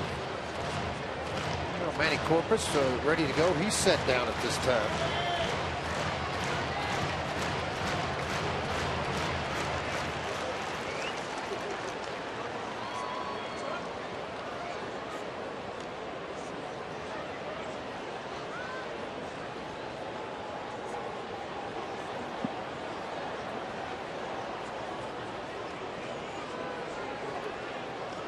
Got to keep the ball away and out of the power. You have to throw a pretty good curveball. He throws this, bounced and blocked well by Nieves. Rung up at 3rd. Oh, come on. By Chad Fairchild. You know, if it's not an 8-3 ball game, or 9-3, you might see another argument out of that. A little bit of a better verbiage by Charlie and by Walt Weiss. I'm sure he went around on that. Yeah, I thought he held up.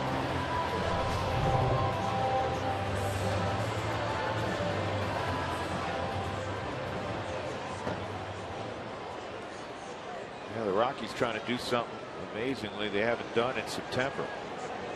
Went back-to-back ball games. 2 outs, Rutledge at the plate.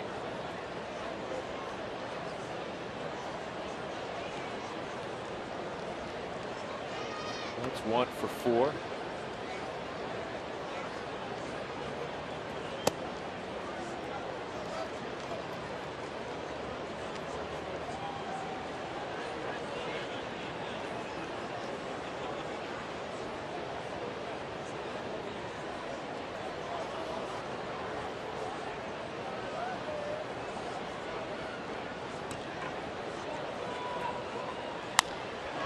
Fly ball right field, pretty well hit. Parra will get there though. In the inning, Nolan Arenado scores on a base hit by the pinch hitter Ryan Wheeler to make it 9-3. Rockies looking for 3 more outs.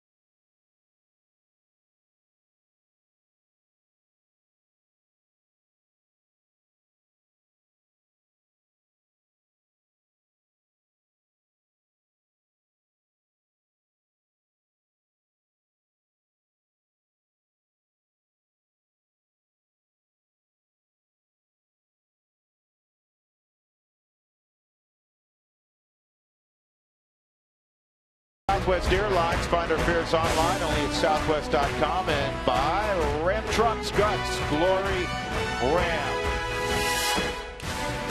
Rockies leading 9-3 over the Arizona Diamondbacks. They've out-hit the Diamondbacks 13-8. They've out-homered them 4-1. Manuel Corpus will look for the final 3 outs. Time to find out what's happening in the postgame show.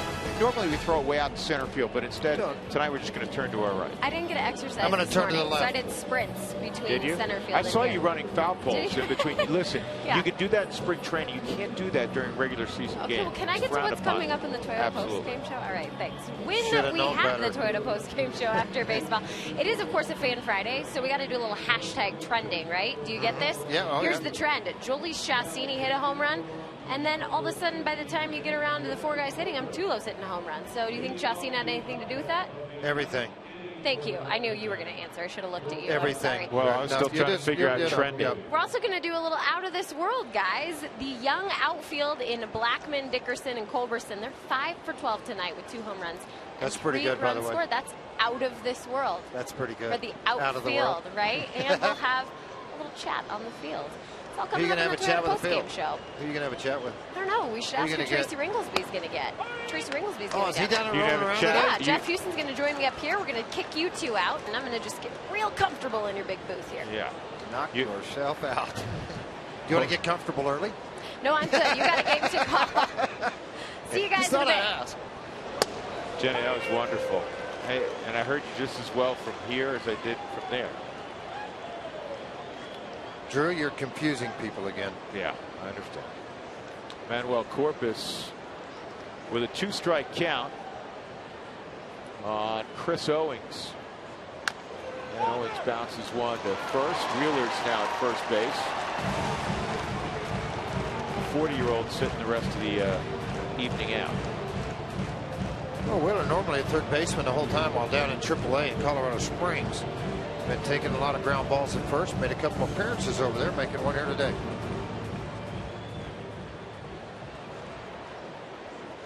Adam Eaton's 1 for 4.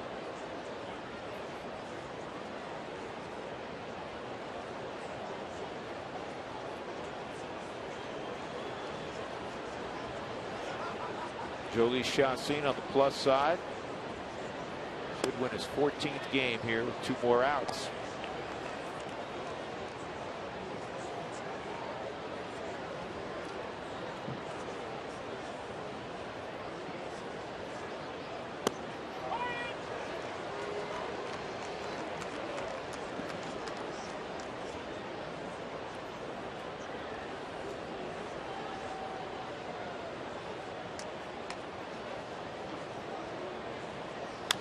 And Eaton, one hopper to Arenado. 2 outs.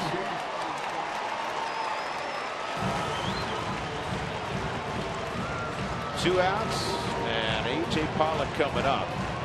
He's been a hitting start tonight for Arizona, 2 for 3, and he was hit by a pitch. He had a 2-run home run back in the 1st inning.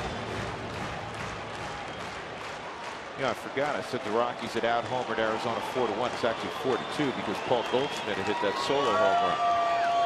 League-leading 35th.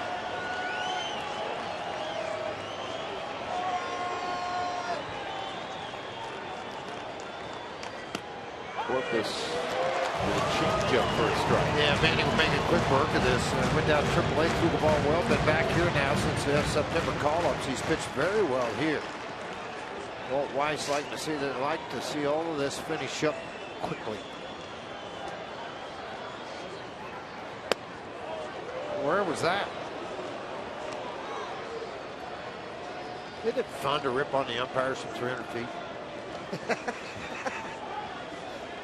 It's a lot more safe. It's a lot safer for me because I used to do it from about 60 feet and get a lot of trouble. Good fastball, fouled off. It's 1-2.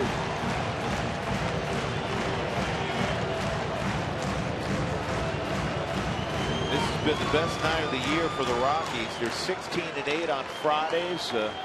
About to be 17-8. Sundays are better now too. Sundays a lot better. Rockies are 14-10 on Sundays.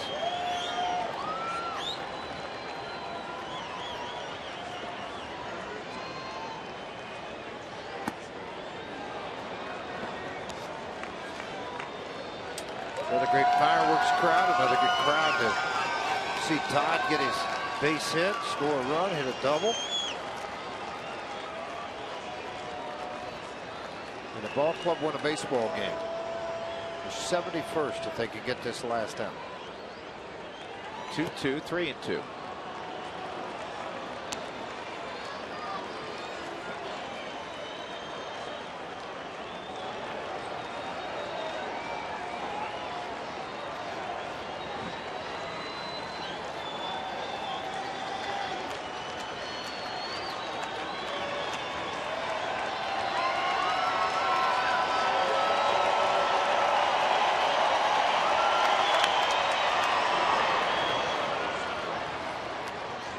This was just tweeted out by the Rockies because there's all sorts of stuff going on in social media.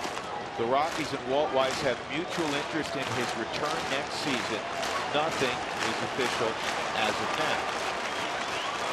So that's the potential of really good news, but nothing official yet.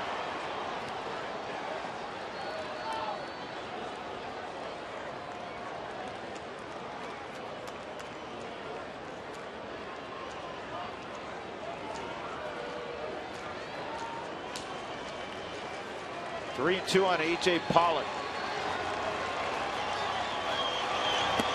And he loses him. Now, the guy who didn't want to come up in this situation for any reason at all was Paul Goldschmidt. He's up.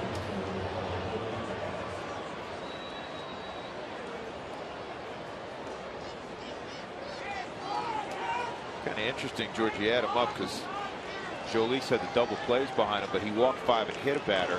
And now with Manny's walk, that's 7 free passes tonight, yet the Rockies are up 9-3. That's a strike. Moving up, A.J. Pollock.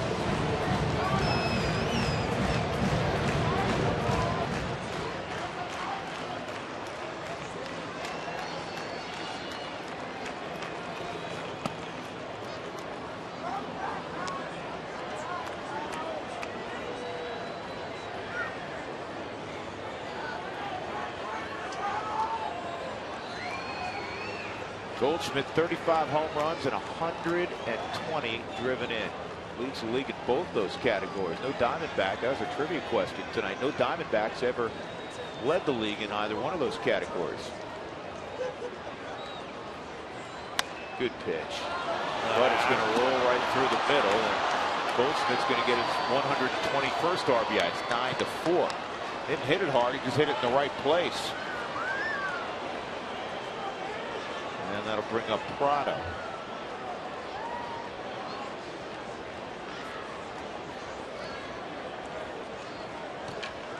Hey, made the pitch you wanted, just found a hole to go right through the middle. I mean, there's not a whole lot you can do about it if you're Corpus. You made the pitch you needed to make. He was a pretty good player.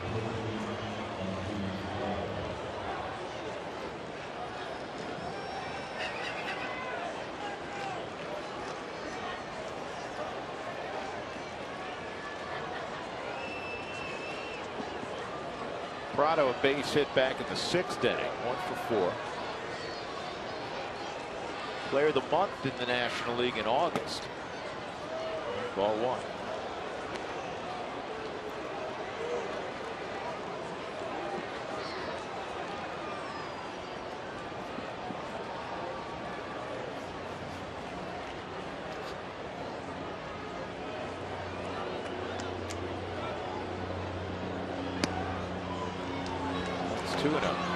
You can't let that one run disrupt your thought process here. Manny very low, but on the outer part of the plate right now.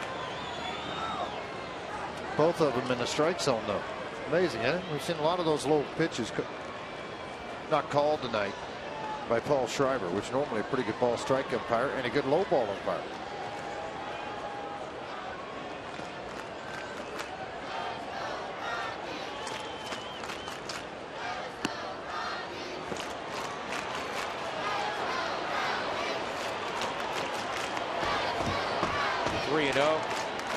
Taking a little bit of a walk.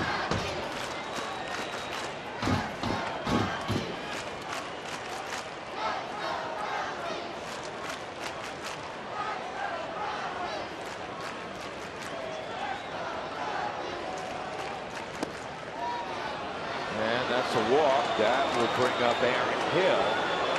And Jimmy Wright on the jog to the mound.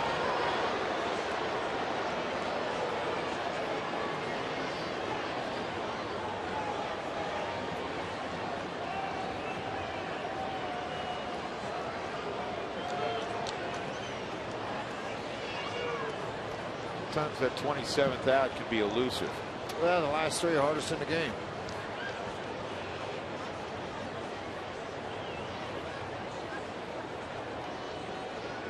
Jimmy Wright's left the mound now. Pacheco's having a visit with Corpus right here. He caught Corpus down in AAA at the end of the season when Jordan was down.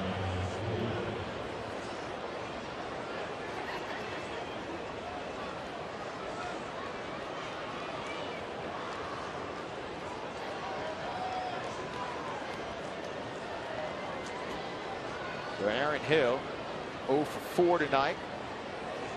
2 on, a run in, 2 outs. Rockies up 9-4. 9th inning at Coors Field. Slider is, I guess, a tad bit high. And tried to throw it too hard. The last thing we'll have to do though is get Rex up, and this looks like what's happening. Brother's going to start playing some catch down there.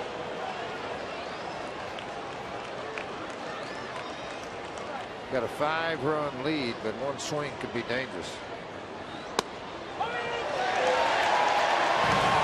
That's why Brothers is up. The swing nobody wants to see. It becomes a save situation immediately.